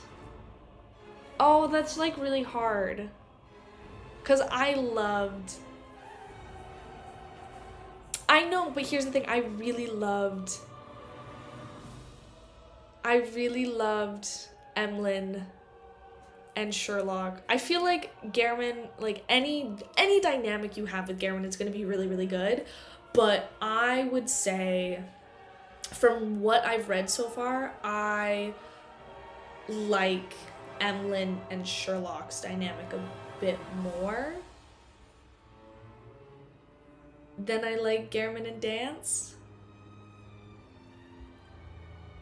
Yeah, I would say that. I would say that I like Sherlock and Emlyn a bit more than Gehrman and Dance. As of right now. Maybe as we go on, that'll change. Actually, that probably will change. I assume that will probably change. Is Dance going to be the one that dies at the end of the volume? Because I know it's going to be either Cleves or Dance. One of them is going to die. One of them is going to have like a tragic death that's just going to eat away at me, and I'm going to have to carry that into the next volume. And it's going to be one of those two. Is it going to be Dance? No. No. Oh. Don't do that to me. I feel like that's gonna be really upsetting. Why am I always assuming that someone's gonna die? I don't know. Who said both? Why does half the fandom hate me now? I would have to say, because I said that Emlyn and Sherlock have a better relation. I haven't seen enough of Dance and Gehrman's relationship.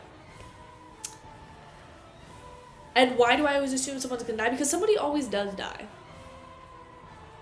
That's what I'm thinking. I'm thinking Dan's stocks will increase largely.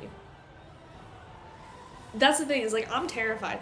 The second I read Captain Dunn dying at the end of volume 1, I've been scared and scarred and terrified to see anything else come from this book, because I know that something tragic is going to happen every single time.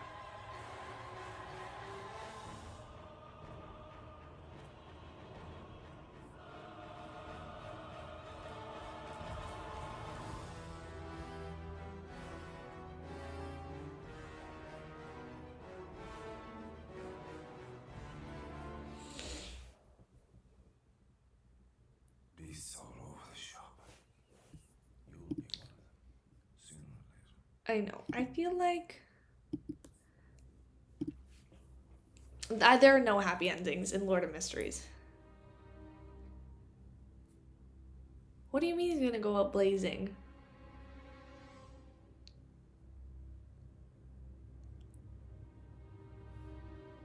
Does he get like burned alive? No, stop. I don't wanna know. I don't wanna know. I don't wanna know. I don't wanna know. I don't wanna know. I don't wanna know.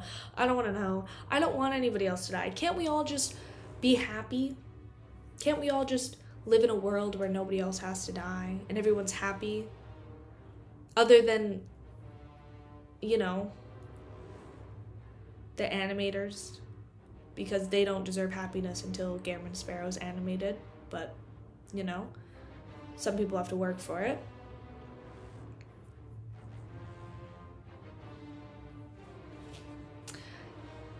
In the eyes. Yay! Tiger get pregnant. I forgot about pregnancy. Also, crazy thing. I remember it was like literally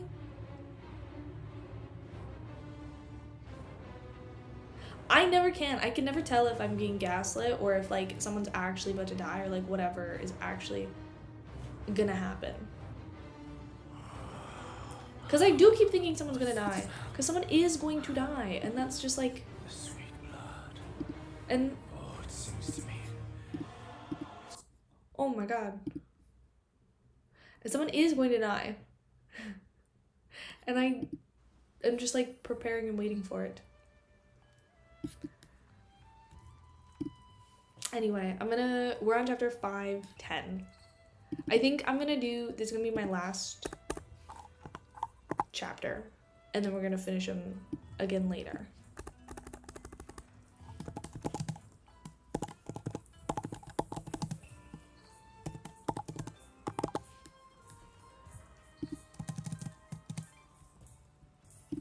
You know?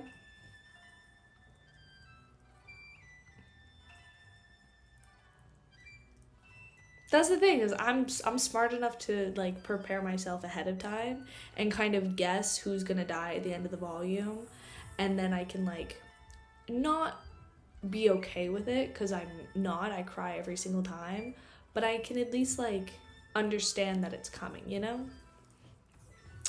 I'm at least like there.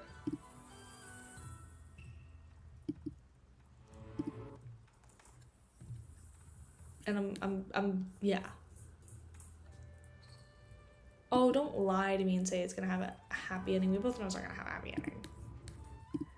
But we can pretend.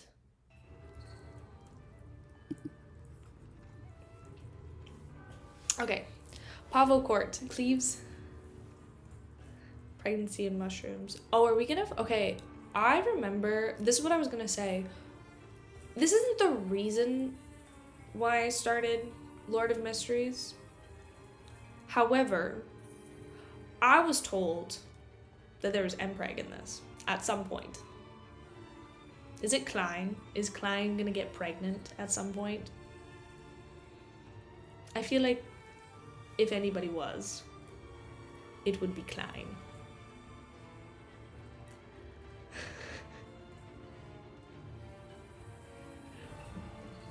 You were right about what? For happiness, stealing the choco.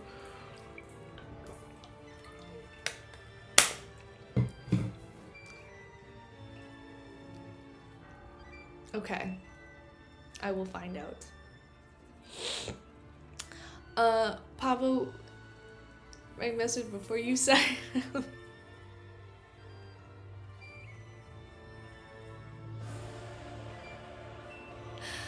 Cleves didn't directly answer the woman behind the telegraph's office door. Affirm or deny the Emperor. He turned his glance at Garriman Sparrow, waiting for his decision. In the eyes of his former adventurer, it was a difficult task for 15 people to get back at the White Agate safely. They couldn't and shouldn't be distracted by helping. I don't know. I don't really have an opinion on her. She's just kind of there. Not gonna lie. I think they're cute. Like, they're good. I don't know. They're there. Like, they're like a nice little ad. The Emperor was me.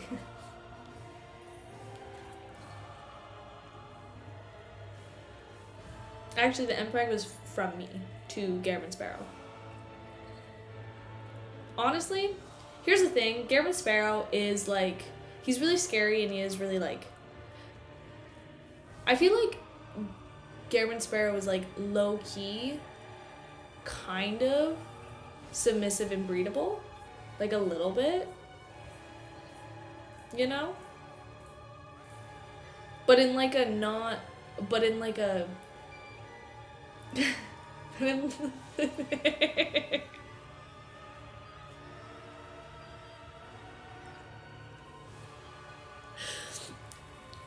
he is in like a kind of like a like a like a power bottom kind of way, you know? Like, yeah. For real, recognize real. Honestly, real recognize real. Heard it here first. Garriman Sparrow, submissive and breedable power bottom.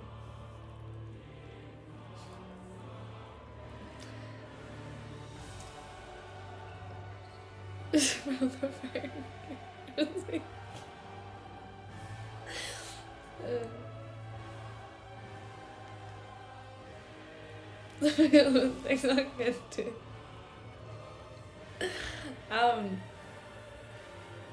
Yeah.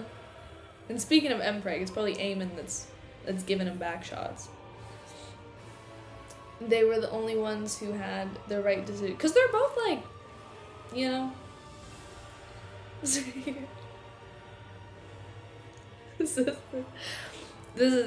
is, this is. Hey, what can I say? Somebody write an AO3 fanfic of it. I would eat that shit up. They were the only ones who had the right to decide on the matter. Klein remained silent for 2 seconds, then he spoke in a measured voice. What does he look like? He believes that having more information would help him escape this strange. Is it Christmas? Next time I would have guessed that you've been scrolling. I actually haven't.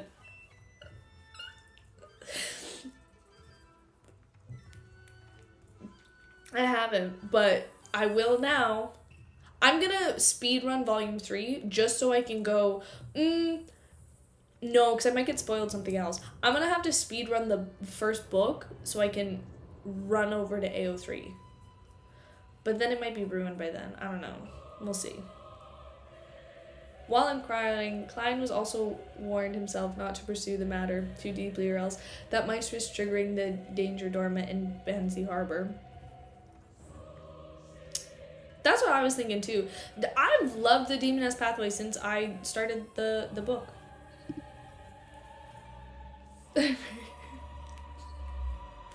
Me and the Demoness are like this. We cracken everybody. Between understanding the situation and avoiding the risk, he had to engage in the balancing act. No more, no less, without learning.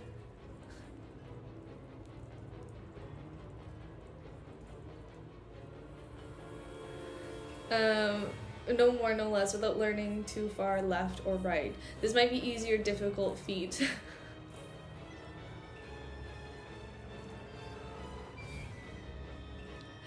I know, I can't look at anything. I won't look at anything. I don't want to be spoiled for anything. This might be easy or difficult feat, but no one knew what would happen once he took the step. He could only judge based on his experience and intuition, and he could fall into a pit at any time. This left Klein highly stressed as his mind whirled at unprecedented speed. I do not look at the wiki. No, because that was the thing, was like I wanted to like gather my thoughts for volume 1, but I couldn't look at the wiki and I couldn't look at anything else because I was going to get spoiled for everything else. I'm just so scared of getting spoiled for anything that I don't look up anything, and I just like go based off what I think is happening. In the dense darkness, the thin fog, the telegraph office door remained tightly shut. The woman inside paused and said, "He's a very handsome man." Yeah, he is. He has 2 eyes, 2 eyes, 2 ears, a nose, and a mouth.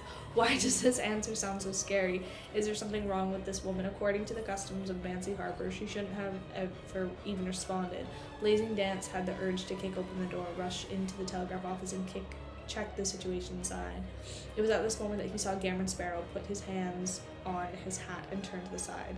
Storm Cathedral. Klein briefly started their destination. He didn't bother with the whether there was anything wrong with the woman at the telegraph office. It was just like how he didn't delve into the secret of the owner of the Green Lemon restaurant or the customer who had chosen to stay the night. The wind was getting lighter and the fog was thinner. Yeah, you guys are my wiki platform. I don't need it. I'll be okay. Gandalf and signing through, the arrow windows high above, like the beacon in the storm.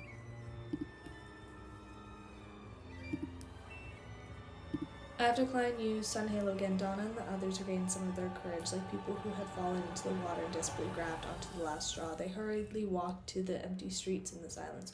Soon they arrived at Storm Cathedral, but the doors were shut tight. Glancing at the storm's sacred emblem on the door, Klein raised his hand and knocked 3 times. Thump, thump, thump. A vigilant male voice immediately came from behind the door. "Who is it?" "Garamond Sparrow," Klein replied straight away. He could already tell that the Captain Elian. "Why are you here?"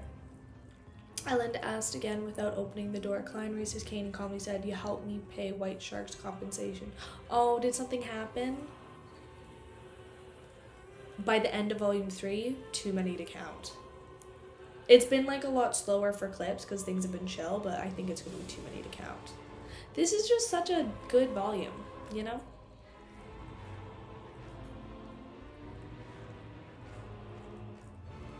here's the thing, like instinctually, I want to ask what's gonna happen.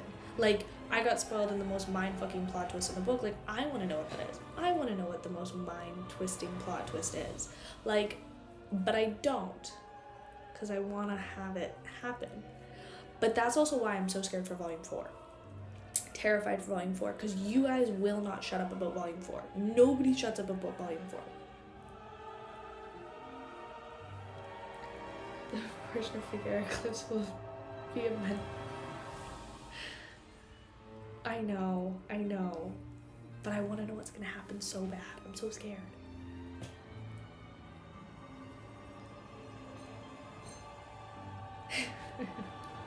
Okay.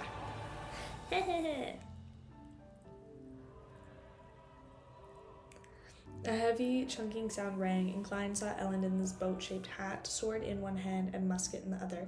Something happened here too, he keenly asked, based on his conclusion from the situation from before. Ellen stepped aside to let Donna and the others in. They then pointed in the prayer hall and said, "The priest I knew, Jace, died in here."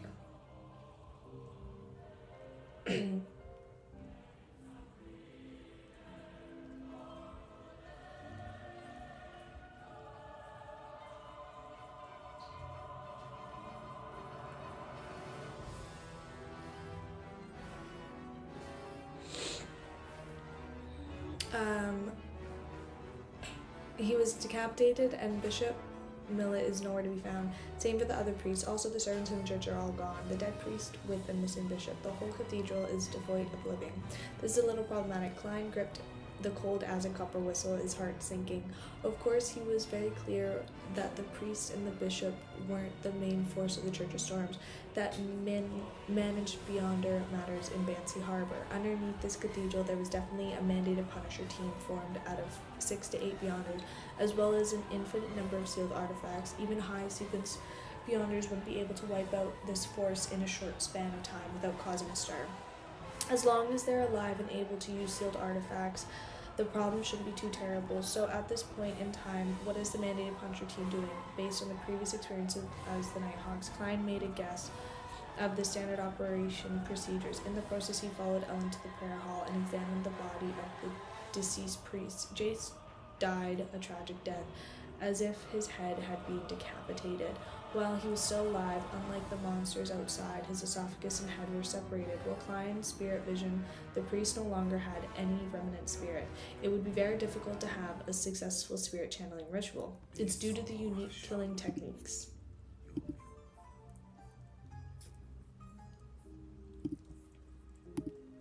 Oh my god.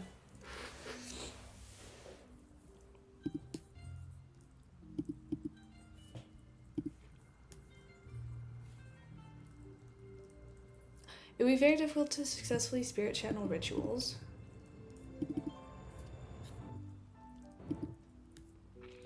It's due to the unique killing techniques, or has been dealt with accordingly. It's different from the monsters outside. Was it because the operation happened in a rush? Combining all that Klein knew, Klein concluded his previous speculations. He felt that there were two possibilities. One, that there was something of logical origins, perhaps a living sealed artifact or mid-sequence beyonder, who had lost control underground. It escaped the cathedral, and Jace killed its feelings, causing the abnormal changes in Banshee Harbor. The bishop, priests, and the mandated punishers were in desperate pursuit, attempting to form a sealed again, or get rid of the perpetrator. The servants had been led underground and were under the protection of the remaining mandated punishers, but this didn't explain the strange behavior in the residents of Banshee Harbor. The second possibility was that the primitive sacrificial ritual to the god of the weather had been rescued in a number of people in Banshee Harbor, and that the flying heads and headless monsters were in adherence with the descriptions of flesh and blood consumption in the sacrificial ritual and the burying of heads at the altar. And due to some unknown reason, this group of people had raided the cathedral and killed Reverend Jess. The rest of the population had more or less understood the situation, but had opted for silence. What is going on?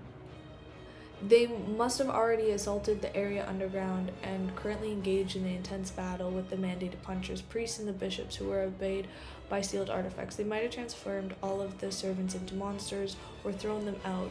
It can also be that they're under pursuit from the Beyonders of the Church of Storms, and the servants have been sent underground to receive protection to prevent any accidents. From the fact that Jace's corpse hasn't been used, there's a possibility that it's the latter development. If I were to head underground to confirm the situation, I'll definitely be attacked since we're unfamiliar Beyonders. Besides, the remnant strength might not be sufficient. Klein looked at the priest on the ground and realized that his Beyonder characters had condensed into a blue sapphire by his neck. He retracted his gaze and didn't pick up the item.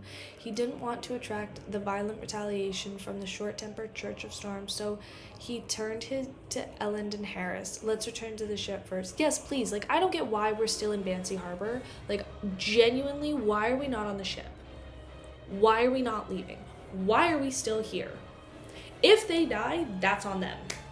He casually tossed a gold coin and confirmed that there was no battle currently going underground. In any case, regardless of whether there were any mandated punishers present, the cathedral grounds were no longer suitable for a prolonged stay. After all, Klein wasn't sure if his guess was right, and he could only make the safest choice. All right, Ellen had no desire to stay here either, being in a situation where he waited nervously for any change to befall him. As long as he returned to the White Agate, he would have many cannons and many sailors that could withstand accidents to a certain extent. After a short rest, the group left the cathedral. With the addition of Ellen and Harris, the team's defense clearly became much tighter. Klein no longer needed to toss the copper whistle to attract the monsters, so he stuffed it back in his pocket. Shall we send the telegram to Church of Storms headquarters to report on Banshee Harbor? After a few steps, Ellen made a cautious suggestion. This way, even if there were major unforeseen events, as long as they held on, they would eventually be saved. Klein didn't object. How? Klein didn't object. Walking through the thin fog ahead of him, he calmly said, "We'll pass through the telegraph office." Pew, Blazing Dance breathed a sigh of relief. Then his heart skipped a beat. He was afraid that the Church of Storms would perform investigating and discover that an infamous pirate had played an important role in the matter, and by then he would probably still be trapped on the White Agate. Although I saved people, the mandated punishers aren't friendly to those who don't belong to them, especially when I'm a pirate. Stumped for the moment, Dance decided to get over the immediate danger before considering other matters. After walking for a while, he saw the telegraph office in sight. A faint yellow light suddenly emerged from the side street and approached them in the depths of the fog. In the middle-aged man carrying a lantern, it was a middle-aged man carrying a hurricane lamp. It wore a dark blue bishop robe embroidered with the symbol of the storm. His head was bowed and his face was pale. He was wheezing as he staggered while walking. Ellen focused and blurted out, "Bishop Millet." The middle-aged man looked up, raised his hurricane lamp, and said, "Ellen, is it?" At this point, Klein took a step back, letting Ellen stand out, and didn't wish for the Bishop of the Church of Storms to pay notice to him. Dance even shrunk his neck back, using Urid's plump body to block himself. "Yes, Your Excellency. Jace is dead. What happened?" Ellen's wasn't a novice, so he didn't directly step forward. Bishop Millet coughed and said, "An old custom has been revived, and a group of heathens with dirty blood running through their veins are beginning to offer live sacrifice and consuming their flesh and blood." Jace noticed that they were problematic and ended up being killed by them. The matter can no longer be covered up. They used the sacrificial ritual to change the weather and tried to attack the cathedral. They were defied by the mandated punishers and fled to the mountains. They escaped to the cave where the altar is. I was injured in combat. Without being able to hold out much longer, all I could do was slowly make my way back. I feel like he's lying. Just as he finished speaking, the bright ball of light burst out in the distant fog, as if countless bolts of lightning were striking down. With the help of the light, Klein and the others could see the fog-covered mountain range by the shore, as well as the peak which was connected to thunderstorms. To a certain extent, this confirmed Bishop Millet's claim. Ellen was about to step forward and support the Storm Bishop when he saw Gammon Sparrow take out a gold coin and mutter in a low voice, "He has ill intentions." Ding! The gold coin flew up and tumbled in the air before landing, Klein's head facing up. Fucking knew it. I knew it. Bishop Millet stared straight at the scene, his light brown eyes suddenly flashing in the dark red. I knew it. I knew he could be trusted. Just coming out of the darkness, and he's just like, "Oh, I just happen to be here." Liar. Perfect. Okay, so we're on chapter 5:11. Honestly, we'll do one more chapter. This will be the last chapter because I want to figure out what's going to happen now.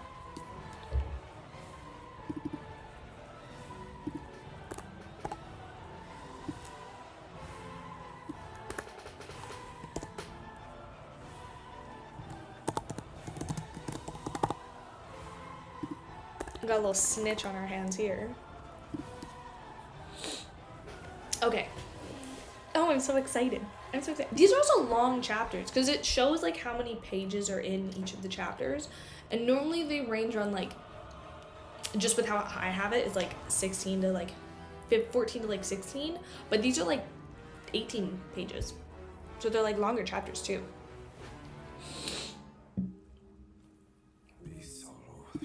Everything is just like so good in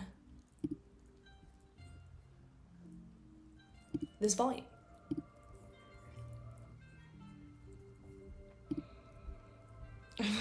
Can't we emerge in darkness? No, not in Lord of Mystery. Sorry, maybe in like a different, like maybe in a different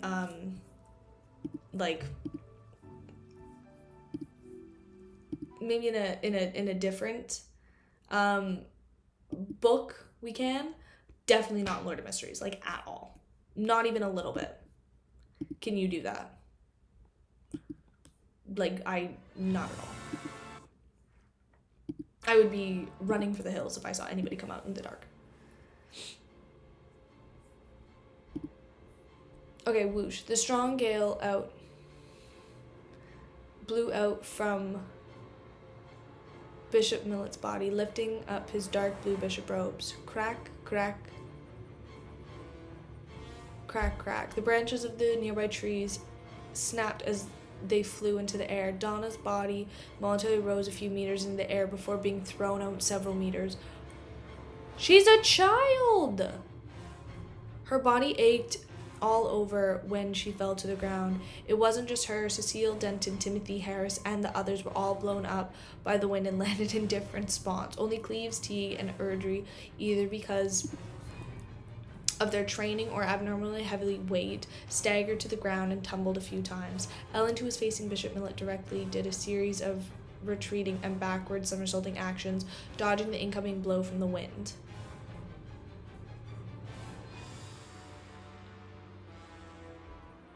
I know, that's the thing. I said I was only gonna do like a few chapters, and I'm like, maybe one more.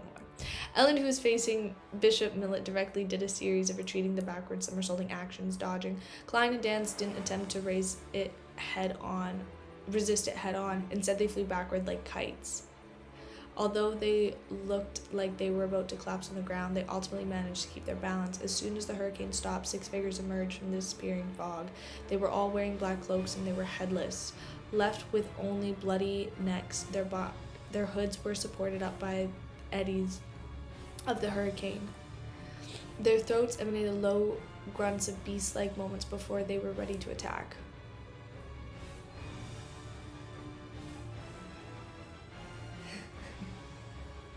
Are you painting this shit? I mean, I guess so. Series of thin and sharp wind blades shot out, leaving the clear and deep rift where Klein was somersaulting. Tap, tap, tap from both sides of the lantern-wielding Bishop Millet, whose dark blue bishop robe had flared up slightly. Six headless men rushed to Klein, Ellen and the others stomping on the ground until it trembled. One headless monster is already hard enough to deal with, but now there are six of them, and there's even a bishop who's obviously corrupted. When Blazing Dance saw this scene, he couldn't help but feel his scalp tingle. At that moment, the bronze beams streaked past his eyes and shot into the distance. Ding, ding, ding. Azek's copper whistle dropped to the ground and bounced a few times, with the whoosh and six headless men charging directly at the same time, rushing towards the location where Azek's copper whistle came to a stop, leaving Bishop Millet standing alone in his original spot. Klein seized the opportunity, lifted his left hand, tearing off the sun brooch inside his coat, and threw it at Captain Ellen, who was closest to him. He shouted scrutinally, "Inject your spirituality, 5 seconds, holy water." After saying this, he ignored his silk top hat that had been blown away, and instead he bent his body, dashing towards Bishop Millet in a zigzag manner. One after another, wind blades were shot out of a close succession, all of them aimed at Klein. In a flash, the ground showed signs of being cut and slashed. Klein either somersaulted, lunging forward, or jumping up from supporting his body after his hands to avoid the first round of concentrated fire. The dark red light in Bishop Millet's eyes grew brighter as his hands raised. At this moment, the wind blades inundated him like a machine gun. Klein only had enough time to dodge half of it before his body was torn apart, turning into thin and light shreds of paper that flew into the air. Klein appeared in another direction and continued to charge at Bishop Millet, trying to close the distance between them to an effective distance. After catching the sun brooch, Elend immediately felt the heat. He was wishing that he could take off his clothes and jump into the freezing water. He thought for a moment about the words Garamond Sparrow had left him before taking up the thin-colored alcohol flask from inside his clothes, unscrewed the lid, and poured out all of the latent froth inside. The strong aroma of wine rapidly spread in all directions. Blazing Dance looked around, feeling certain of the situation. With a grimace, he genuflected and suddenly pressed both his hands onto the ground. Two scarlet fire serpents appeared into thin air, clinging to the ground as if spread towards Azek's copper whistle and creating burning walls of fire. Jesus.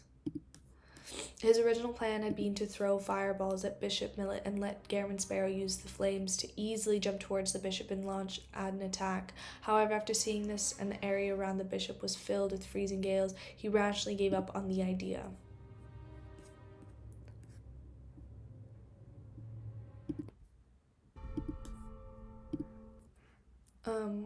He rashly gave up on the... Where am I? However, he ran in the area Bishop filled with. He rashly gave up on the idea. He was prepared to first clean up the headless monster to prevent them from disturbing Garamond Sparrow's ability and use it to his true strength. Cleve, Cecile, Teague, and Harris had already stood up again and drawn their guns. They surrounded Erdry, Donna, and Timothy in the middle, guarding them against all of the monsters that might appear. Their experience taught them that without any prior teamwork training, it was best not to interfere with the battle that was beyond that of ordinary humans. The six headless men, obviously oblivious to the burning flames, burst through the scarlet walls of fire and began to pounce onto Azek's copper whistle like ravenous dogs. This gave Elend time to interject his spirituality into the sun brooch.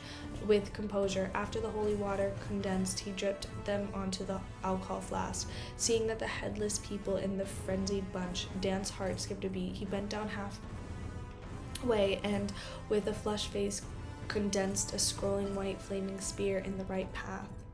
Taking a step forward, he twisted his waist and swung his arms, throwing out the flame spear. It whistled as it hit the headless man and nailed it to the ground. A blazing white light soared, and the headless man's body was reduced to ashes. It remained half of his body was also burning, continuously releasing blackish-green gases. Seeing that his attacks had succeeded, Dance was about to continue the attack method when he suddenly sensed a particular kind of crazy, terrifying hunger. At this moment, he felt as though he had arrived in front of a deep abyss. Just one short feeling stopped from feeling in. He knew that Garamond Sparrow was longer suppressing the crazy sounds inside him. After using paper figurine substitute 3 times, Klein finally entered a predetermined distance. The glove on his left palm suddenly exploded with a hunger that had been suppressed for a long time, and a dark golden scales began sprouting from it. As it squirmed, Klein's pupils faded away as if they had turned vertical. Immediately after, his pupils reflected Bishop Millet's fluttering dark blue robes. Without a sound, the middle-aged man, who was about to produce a large number of wind blades, suddenly tilted his head backwards, and his body froze for a second. His eyes, which were glowing with a dark red light, lost their rationality as they were filled with a sense of madness. His skin became smooth and colorful like the skin of some aquatic creature, and let out a panting sound as though he had come from the depths of the ocean. His slippery, disgusting tentacles suddenly drilled out from under his dark blue robes. Psychiatrist frenzy. Klein originally only wanted to use this to interrupt the enemy's attack in order to create an opportunity for him later, but after going berserk, Bishop Millet immediately lost control. The moment that fallen or corrupted man lost his final shackles of reasoning, he immediately stepped into the abyss of losing control. Klein's pupil shrank as he saw the situation. He no longer hesitated and switched the soul he was driving. In the midst of his frenzy, the gloves on his left palm became stained with the color gold. His expression became dignified as the gaze once again locked onto Bishop Millet. Oh my god. So much is happening.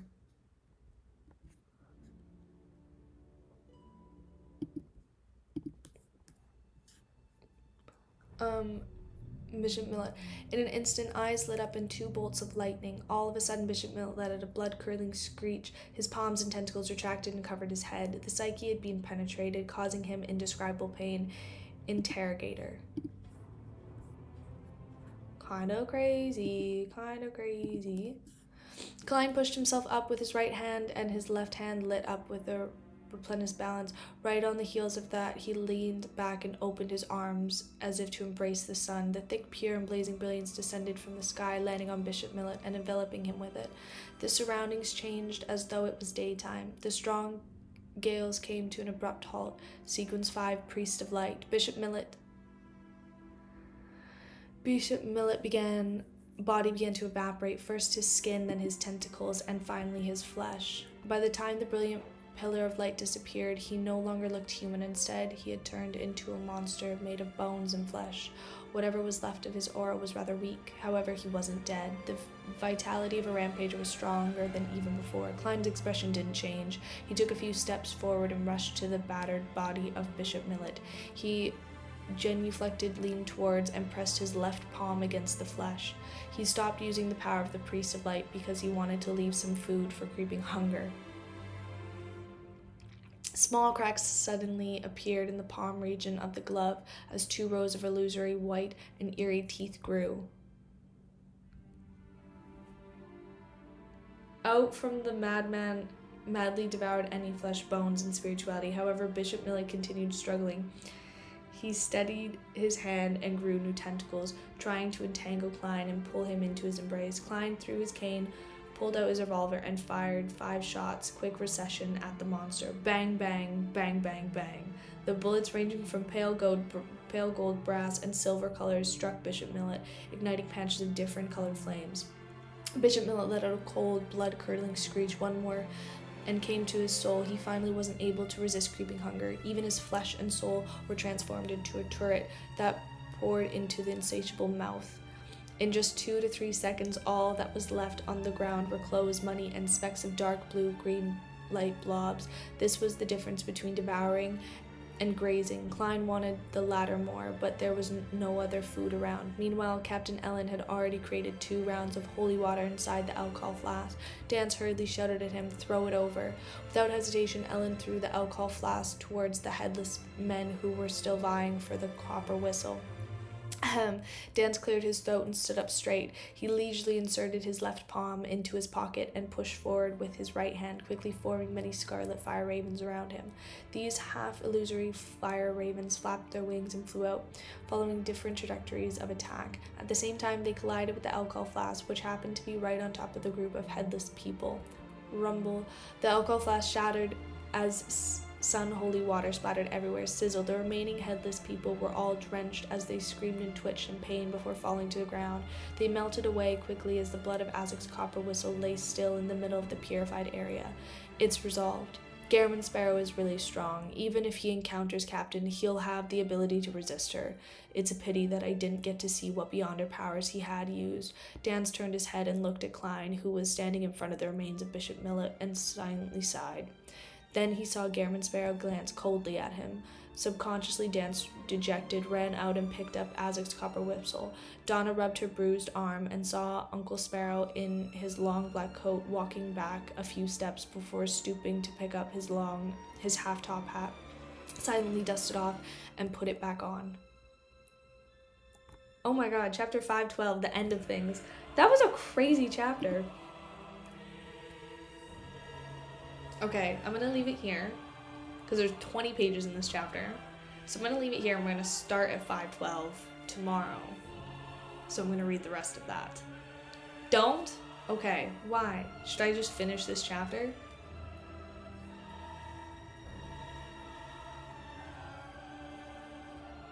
Okay, I'll finish this chapter.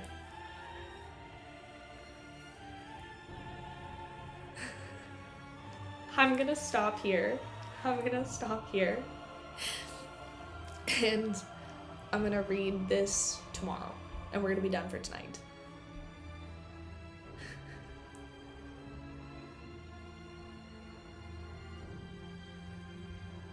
I'm getting mixed signals of whether I should stop or not. Okay, I'm gonna stop. And I'm gonna read more tomorrow. I feel like you probably do need to sleep a little bit. So other than that, we're gonna leave it. And tomorrow, same time tomorrow, same time every day, 7 o'clock, because I want to finish, so I can see my breedable and submissive Gehrman on. That's all it is. So we're just gonna leave it, and we're gonna continue on tomorrow. But other than that, thanks so much for coming. Bye-bye. You guys have a great rest of your night. I will see you tomorrow.